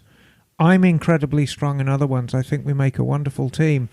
And I think as long as we keep an eye on value and making sure that we give good bang for a buck for all just ordinary working boys and girls who maybe haven't got a great deal of money to spend for a high-end tour, but have got sufficient money, kind of clunky used bike money. Right. If we can do a 10-day European tour for kind of used bike money, I think we're on the right path. And I think with a little bit of tweaking, we could really make something of this. And I made a promise to you, Kat. I said, and we'll talk about this some more, but if we make this an annual thing, I'll brush up on my German because I used to be quite fluent, actually. Yeah. And I'll pick up on my Italian a little bit. And we can we can work and just kind of really make it this superb experience. I didn't go lower end on anything. No, in and you terms didn't. of the hotels are the exact same hotels I used for my more upscale tours. What was taken away was the support, the guiding, the hand holding. And once you learn how to do these things on your own, you discover you don't need it. Right. And it's actually kind of fun to it was great for me in the parking lot to go, and there they go. And I won't see them until we get to the What did hotel. you do every day, Kat? I had my own squadron. The main reason Wait, I put what was your squadron called? Pickle Squadron. Okay, hold on. And he's So we actually got- got a Pickle Squadron emblem on his leather So we jacket. got the Golden Squad, Oh, there you go. the Rogue, Rogue Squad. and the Pickle. Was And there then any more? And there was red and blue. Red and blue. Okay. And do people get to pick their own names? No. No. Oh. But you pick the squadron, and so that You was did that pick was the an interesting squadron. component too, because it's like when you Red, like blue, gold. pick your Hold on, squadron, red, it's blue. like I don't know these people. I've never met most of these people. I have no idea what their riding They're skill motorcycle is. Okay, riders. I or just And wanna it's something. like, know. well, yeah, and it's like, well, you just kind of pick a squadron and hope you're in the right one, but it's you can always switch your squadrons around. But red, too. blue, I was gonna gold, say- Rogue, and Pickle? Right. Yeah. I was Is going to that say, so yeah, you hope that's no what one picks happened. Yeah, everybody No, switched around a little bit. but obviously, I'm sure a couple of people have already figured it out that the colored ones were all Star Wars based. Right. No, I hadn't figured that out. Okay. It took us about 30 seconds once we got Yeah, started and- on the day. But I mean, we And Going- Rogue Squadron is going because- back to the beginning of the trip. We had a rider meeting at the hotel in Munich where everybody was set up with their communicators, and Kat did the speech about the hotel, and I did a little speech, and it's basically, guys, please ride safely. I want everyone to finish the trip and see their faces. But if you need anything, there's Kat, there's me. Come to us if you need anything. But you're not going to need to. And, Well, and that was- nobody needed to come and say, oh, and this that was happened, or this happened, this. the impressive part of this trip. You've got 24 odd people from all over the country. All over the not world. One accident, not one crash, nothing. Right. No we all fights. got there and we all came back. in No one piece. fights, no disagreements.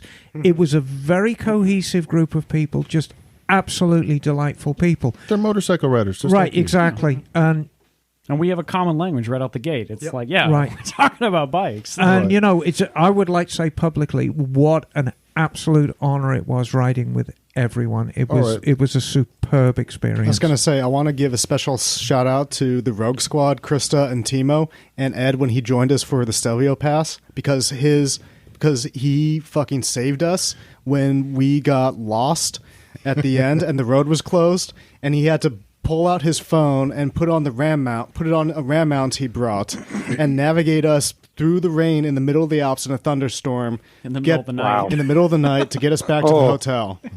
All right, Man. what's your question, Liza? So I have a question. There's something that I love almost as much as motorcycles that I saw that you got to partake in, and that would be meat. Tell me about the meat. Oh, Because there's a meat guy, right? There is a meat guy. I want to know about Yeah, the meat guy. The meat guy. No, literally, this is Silvano. Silvano is the uncle of Giulia, the brother of Tiziana. Basically, it's a family, and this family of theirs has been running hotels and restaurants for generations. I think Giulia is like the 5th generation. Right. They've been living there, and Silvano, he's very much a character. He prides himself in preparing a good restaurant by finding the right people, and I call him the pimp of meat. oh, by far. Because So- the dude dresses like a pimp, and he knows his fucking meat. And he has a restaurant. Which one? You made it up there, I Patrick. was up there. Okay, Like, Patrick went and he saw Frederola. Frederola is a fine meat restaurant with not just a view, it's the view.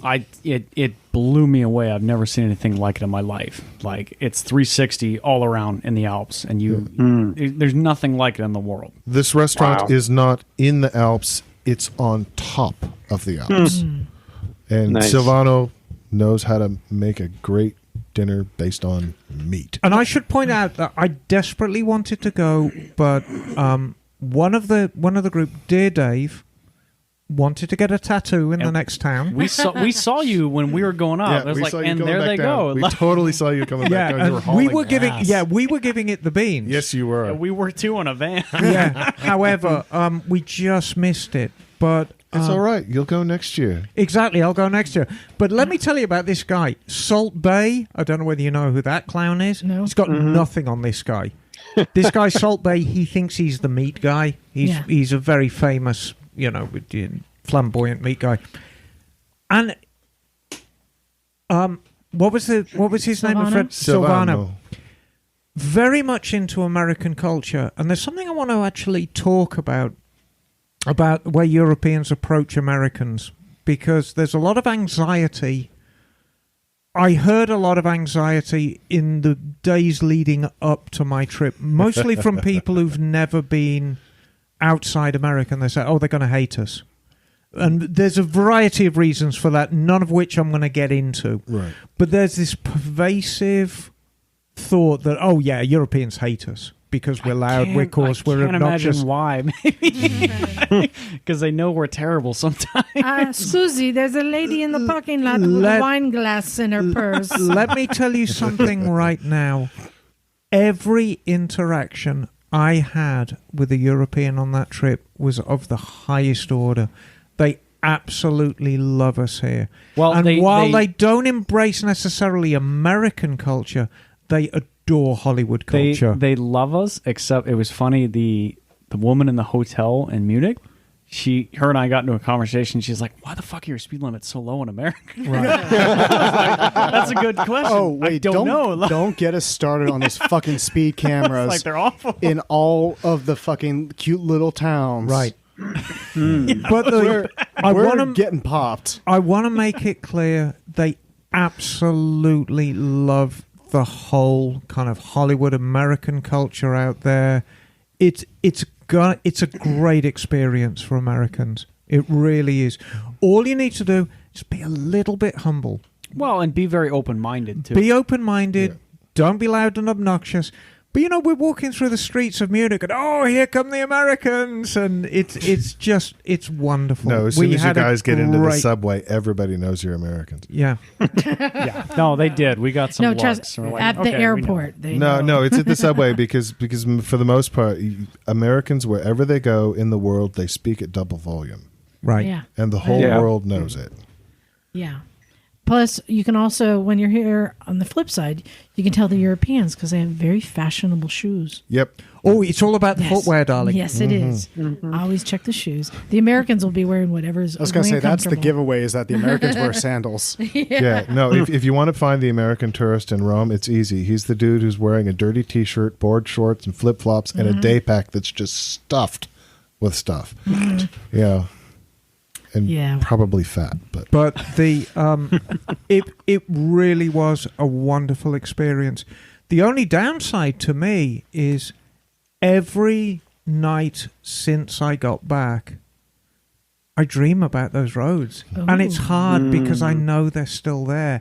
Right now, literally right now, it is 11:30 on the Stelvio Pass, and I know some guy is stuffing a high-performance bike around those turns, and it ain't me, and it's absolutely breaking my heart because I really want to be there again. So, wrapping this up, I want to ask each of you, including Kat, yes, because every trip is a new trip with a new group. Yes. I want to ask each of you, what would be one of the highlights of this trip, the thing that really was one of your favorite moments?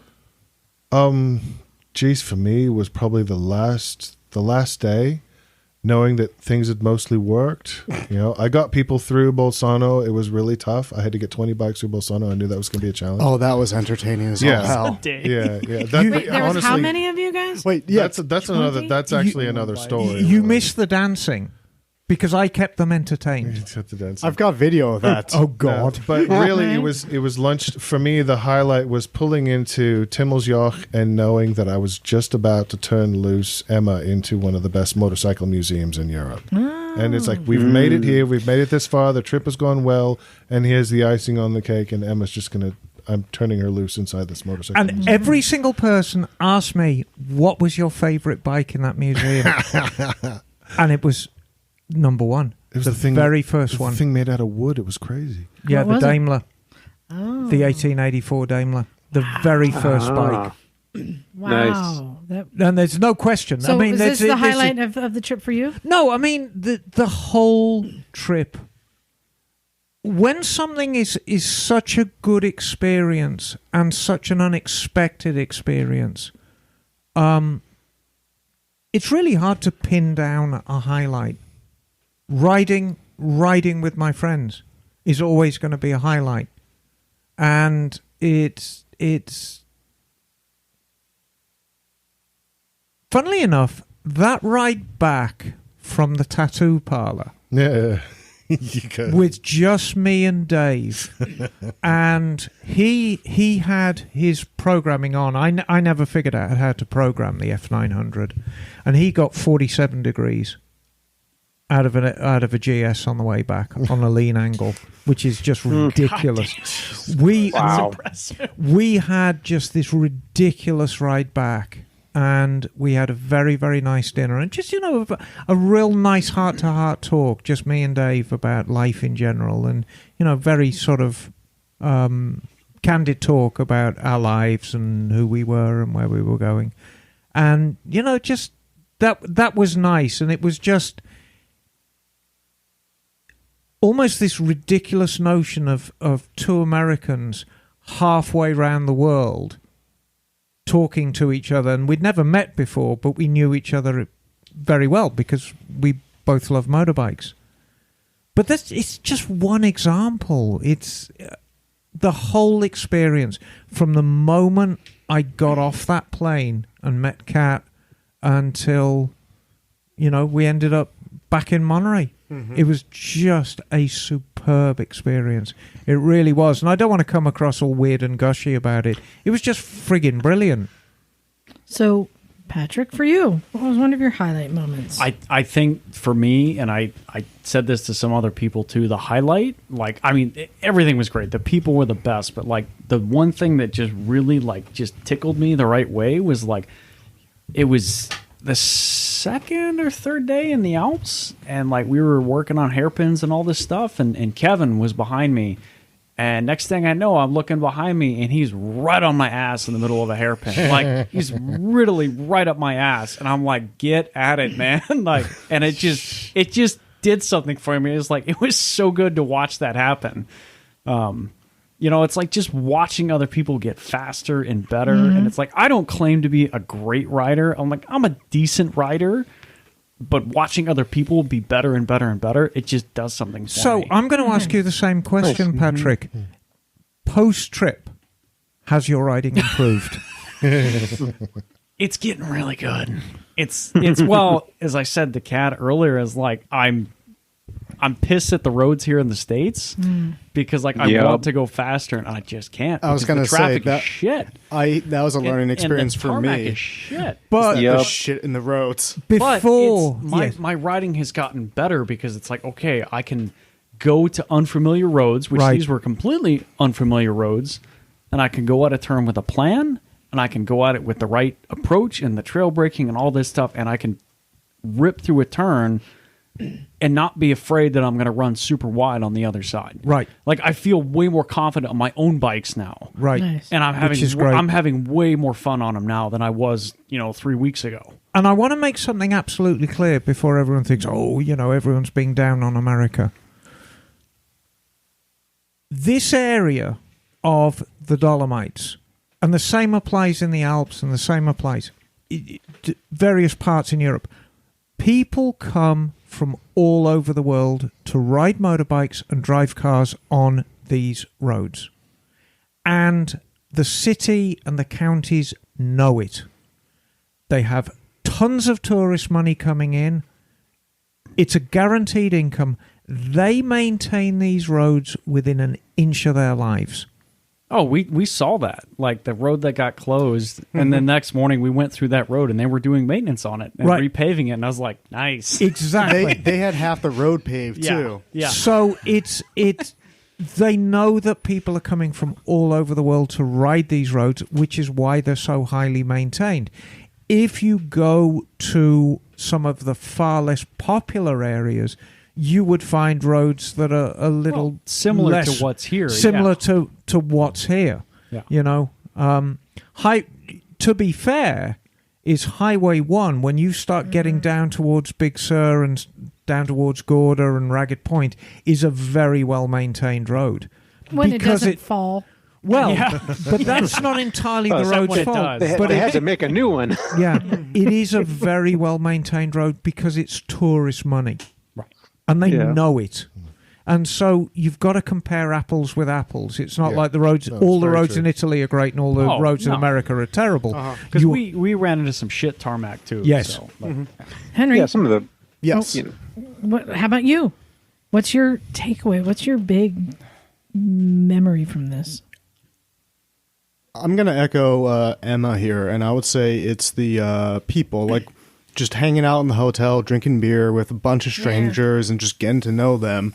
And then with the more intimate team, with my more intimate team, with Krista and Timo and Ed, it was just a fucking blast on the bike and off the bike. You know, we were going fast and they were able to keep up with me. And then we would just have a fucking great time just talking and bullshitting and just laying on jokes with each other and, you know, also getting to know each other as well. It was really good. That's great. So, Kat, do you have any more trips? I know they're not going to be as wonderful as this. Oh well, it's no.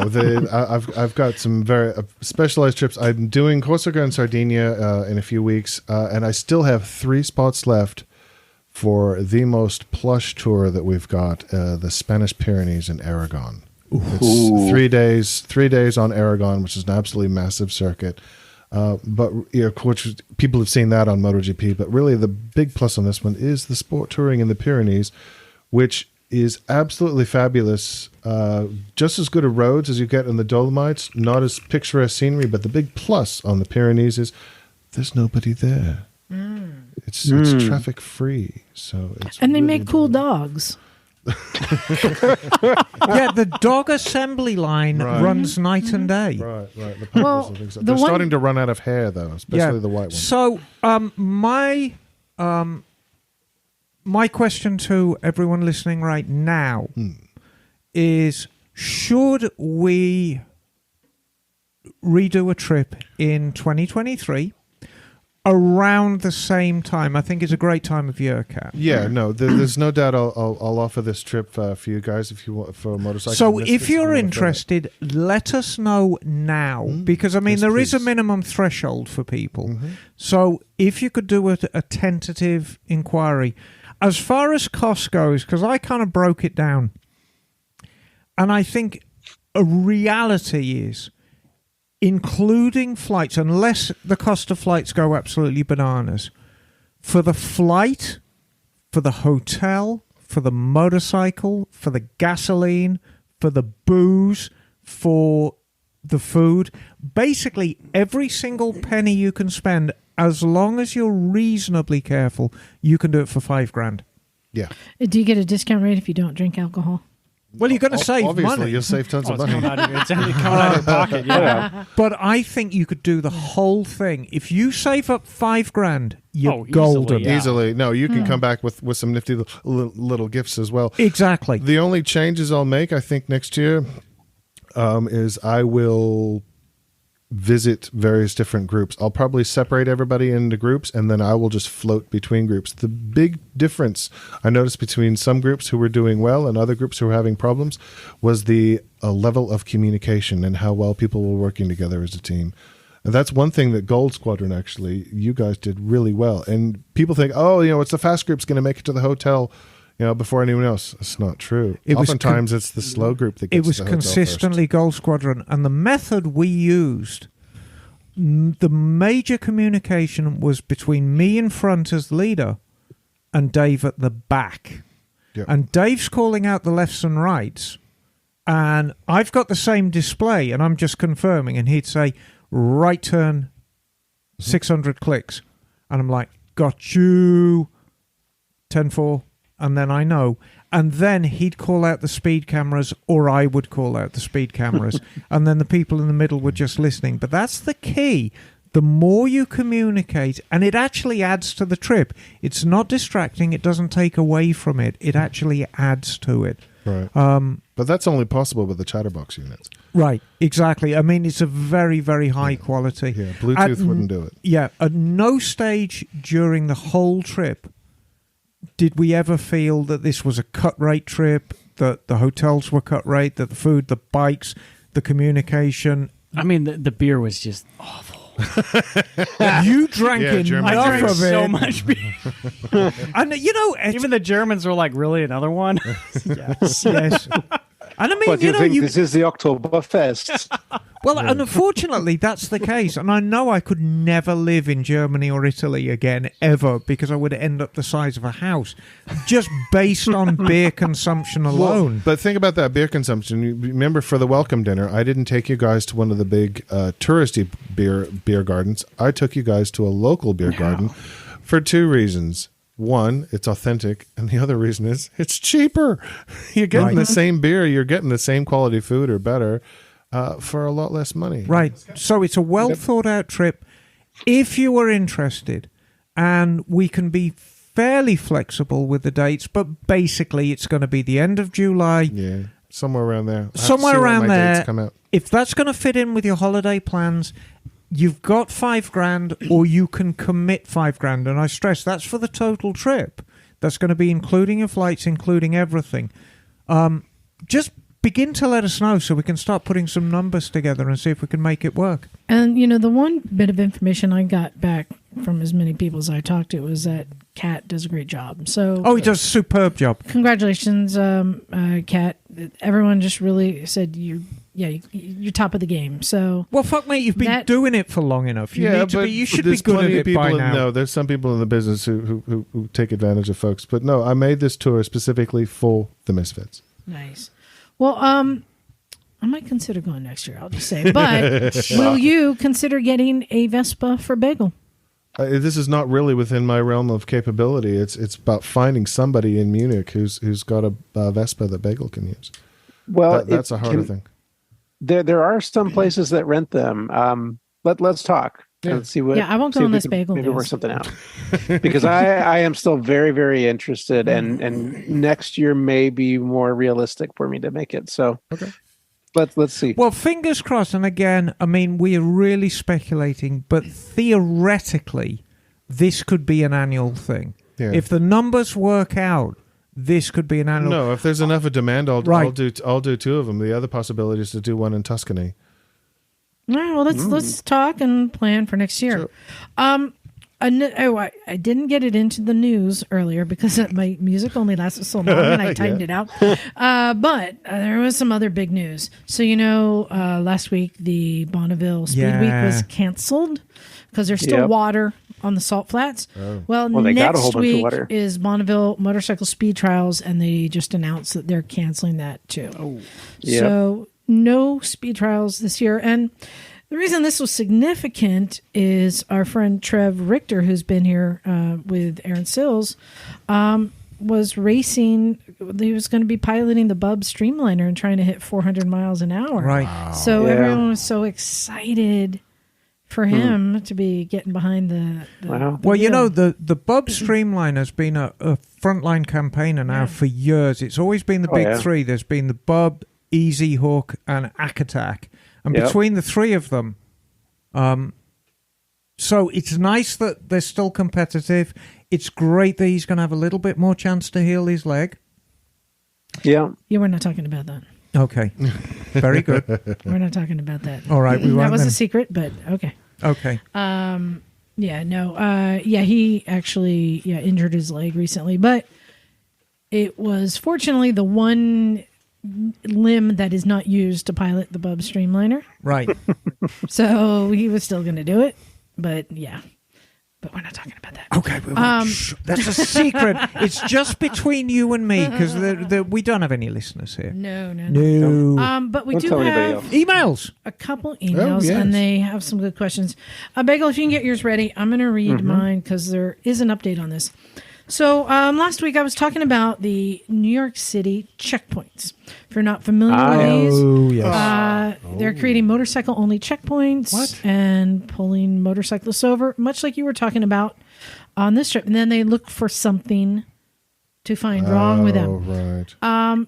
And I mean, I'm torn between it because they do have so many problems with stunters, with illegal, like stolen dirt bikes and quads going around, and then all these electric bikes that qualify as mopeds, but people are ripping down the roads everywhere with them.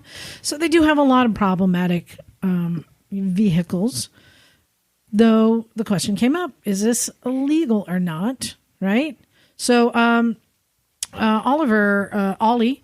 He wrote in and said, I just finished listening to your podcast regarding checkpoints for motorcycles in New York.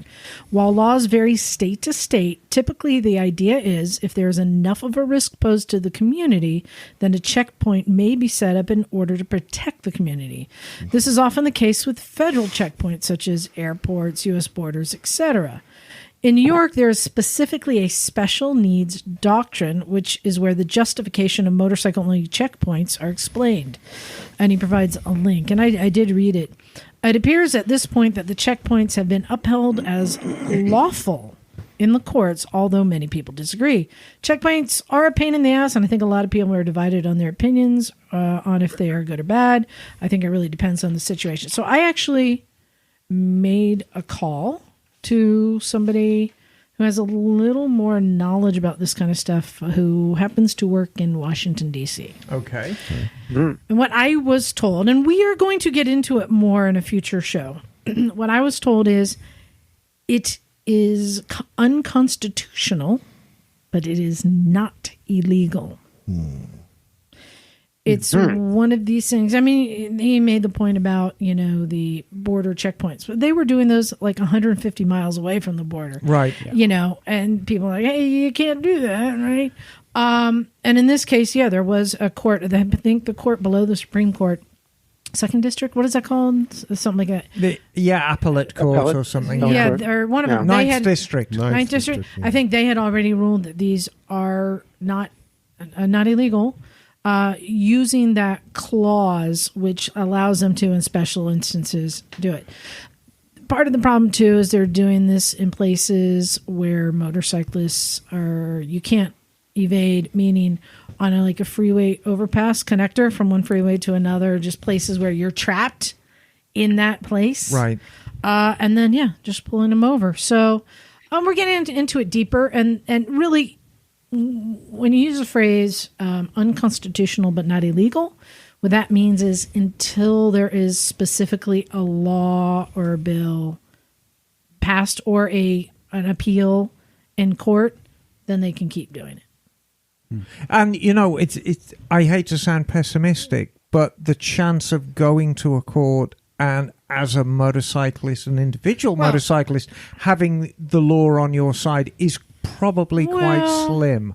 It already went up to a pretty high court. So this is something that is being thrown around. There are a lot of people talking about it. So when you get into that whole thing, threat to the community, it's whether it's a real threat or perceived. And that's where the law's going to sort of live or die, because you've got to say this is a very, very real threat, as opposed to this is what we perceive as a threat. Well, and I have a friend who I chatted with because they had posted a video of them being stopped at a checkpoint. Right. And they said this was illegal and refused to give their ID because you can't just ID somebody unless they've done something wrong, right?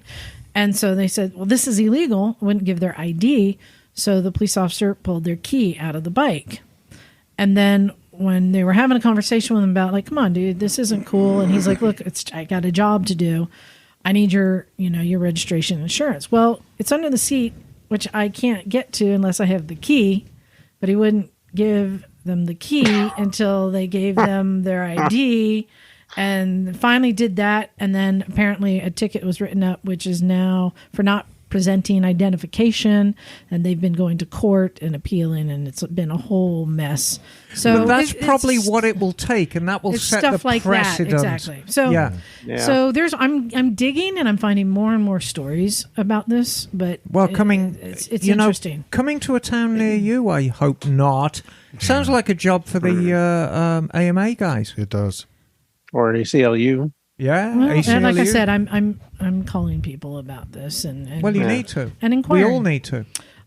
It's an outrage. It's a bloody outrage. Yeah. Bagel. Yes. You have an email that leads to another interesting conversation. I do. It reads, "Hello again, Misfits.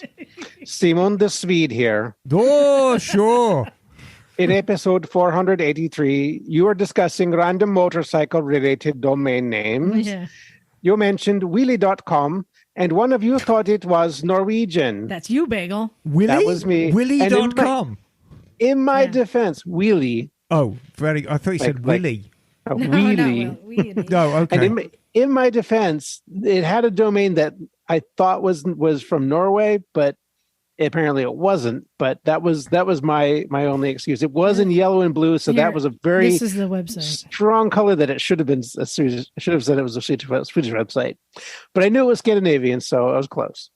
Anyway, Simon writes, "It is in fact a Swedish driving Oh. school. This misclassification left me feeling utterly violated. But Oh, God, I will- sorry, If darling. you want to be violated, But I will forgive you, and here's why. I wrote to you before asking how I might convince my wife to let me get a motorcycle. Oh, I remember that. You gave me some really nice suggestions. I think what finally swayed her was our ongoing and very open discussion.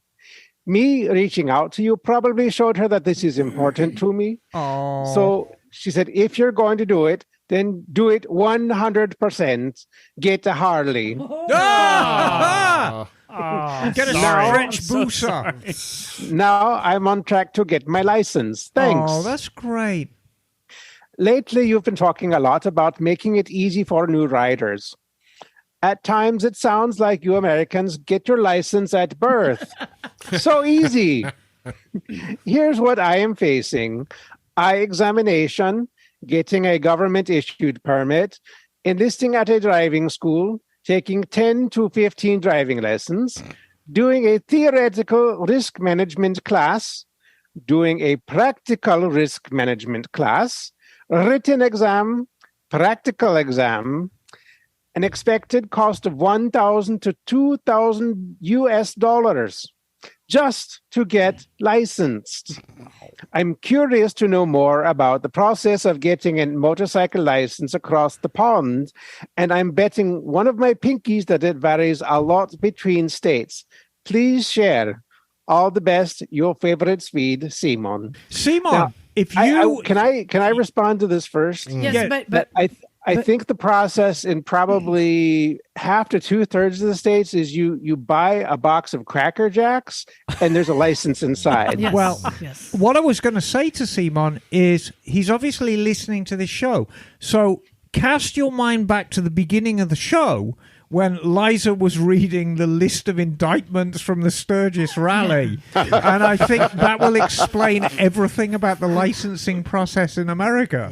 Yes. So we can say that here in the United States, California is usually one of the leaders in making things tougher or tighter or restricted, or, you know, all that kind of stuff. Yes. Some call that progress. Yes. Yeah. So We get our at- licenses in a Wheaties box. So I believe that it is still the same here.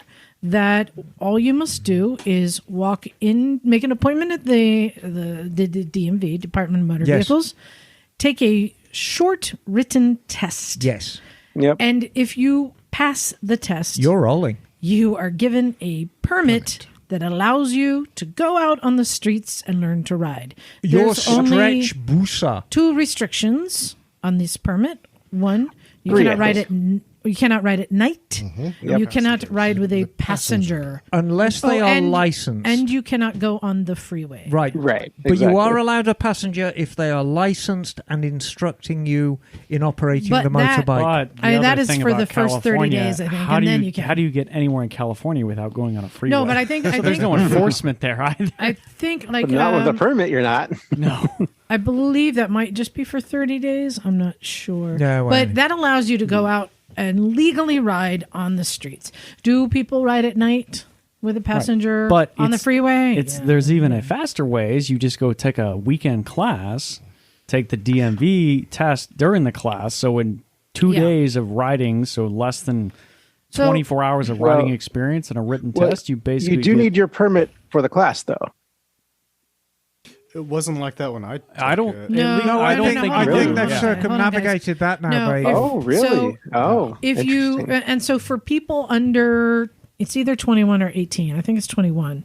You have to take a class to a practical riding class that then earns you your permit. Right. Oh, okay. Right? Mm-hmm. But if you're over 21, you only have to take the test, which I don't know how much does it cost to take a It's test? about three. Well, I don't know. At for the a test, DMV? I don't know.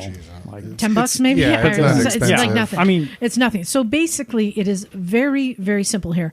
You are also not restricted to the size of the motorcycle. Stretch, Correct. stretch Insane. booster. Any motorcycle you want. It's my you can- freedom. So I was having a discussion with about this with somebody, and it's like, do you think dealers try to sell people leader bikes for the first bike, knowing full well the service department is going to get a lot of work in the very near future?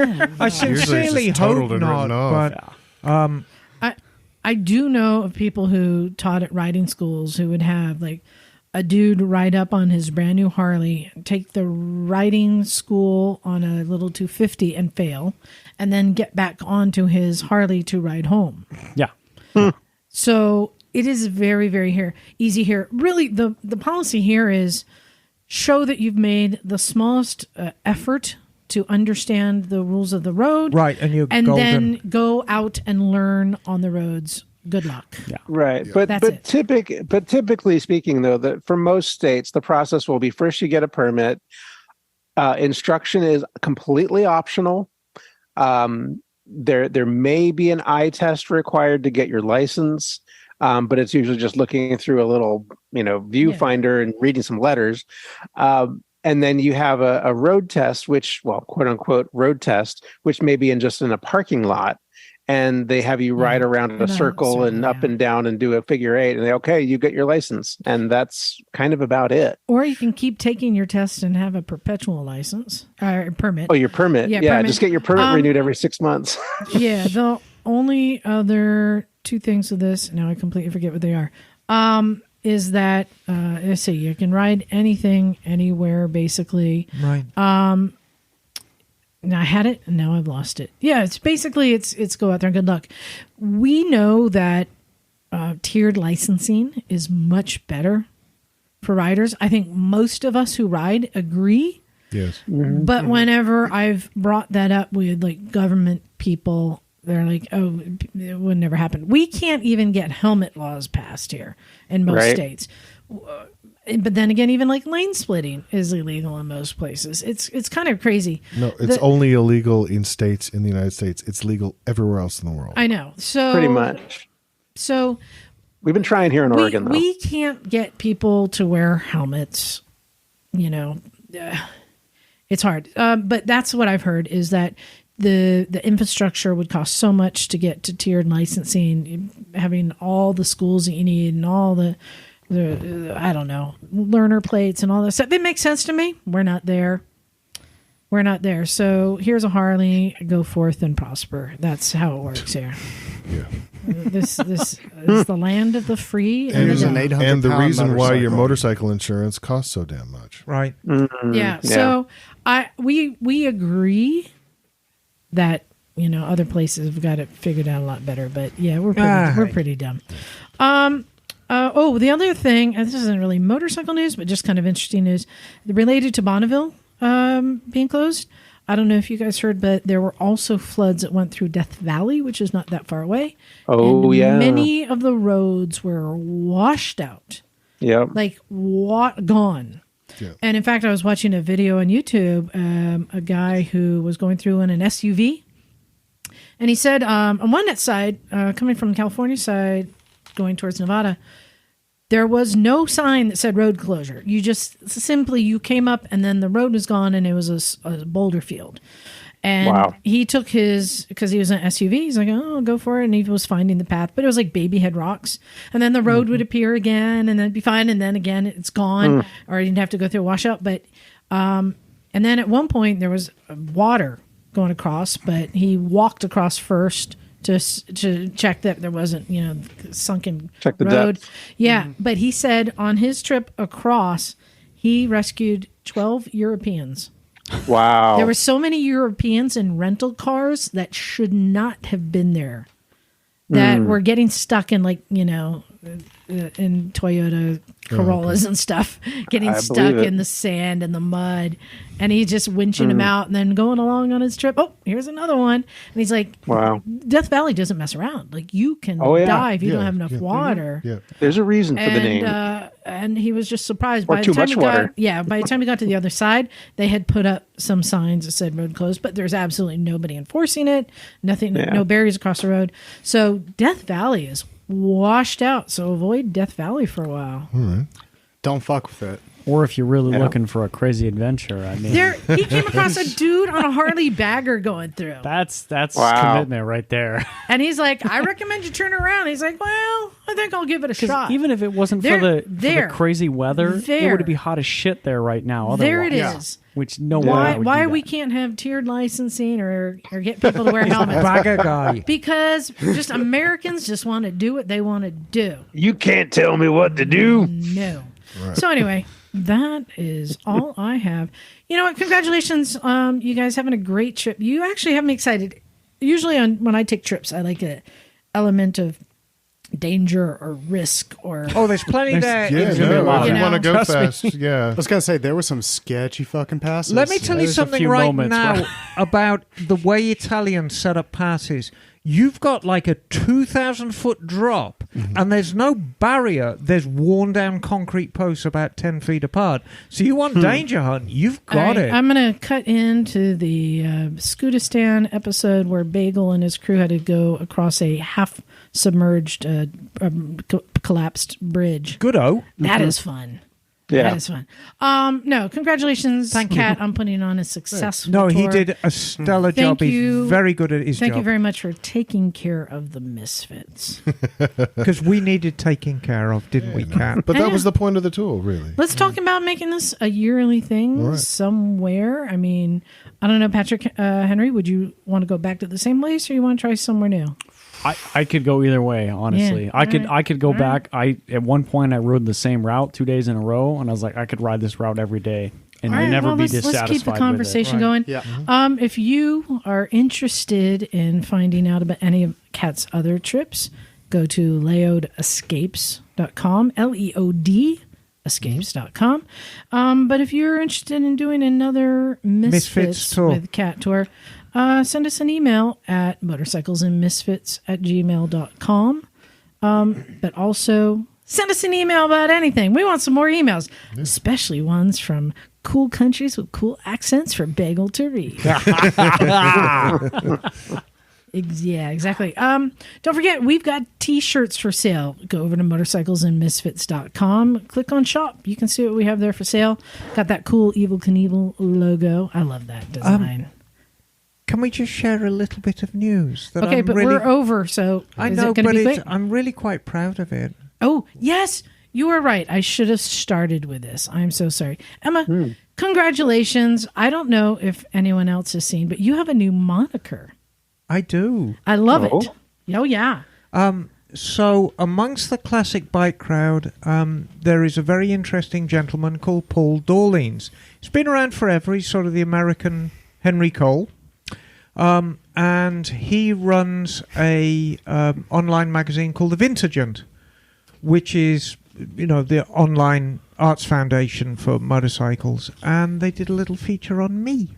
Oh, nice. Hey. And congratulations. Talks about my journey with motorcycles. It's a very, very nice story.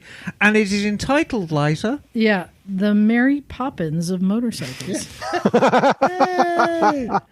Hello there. Hello, darling.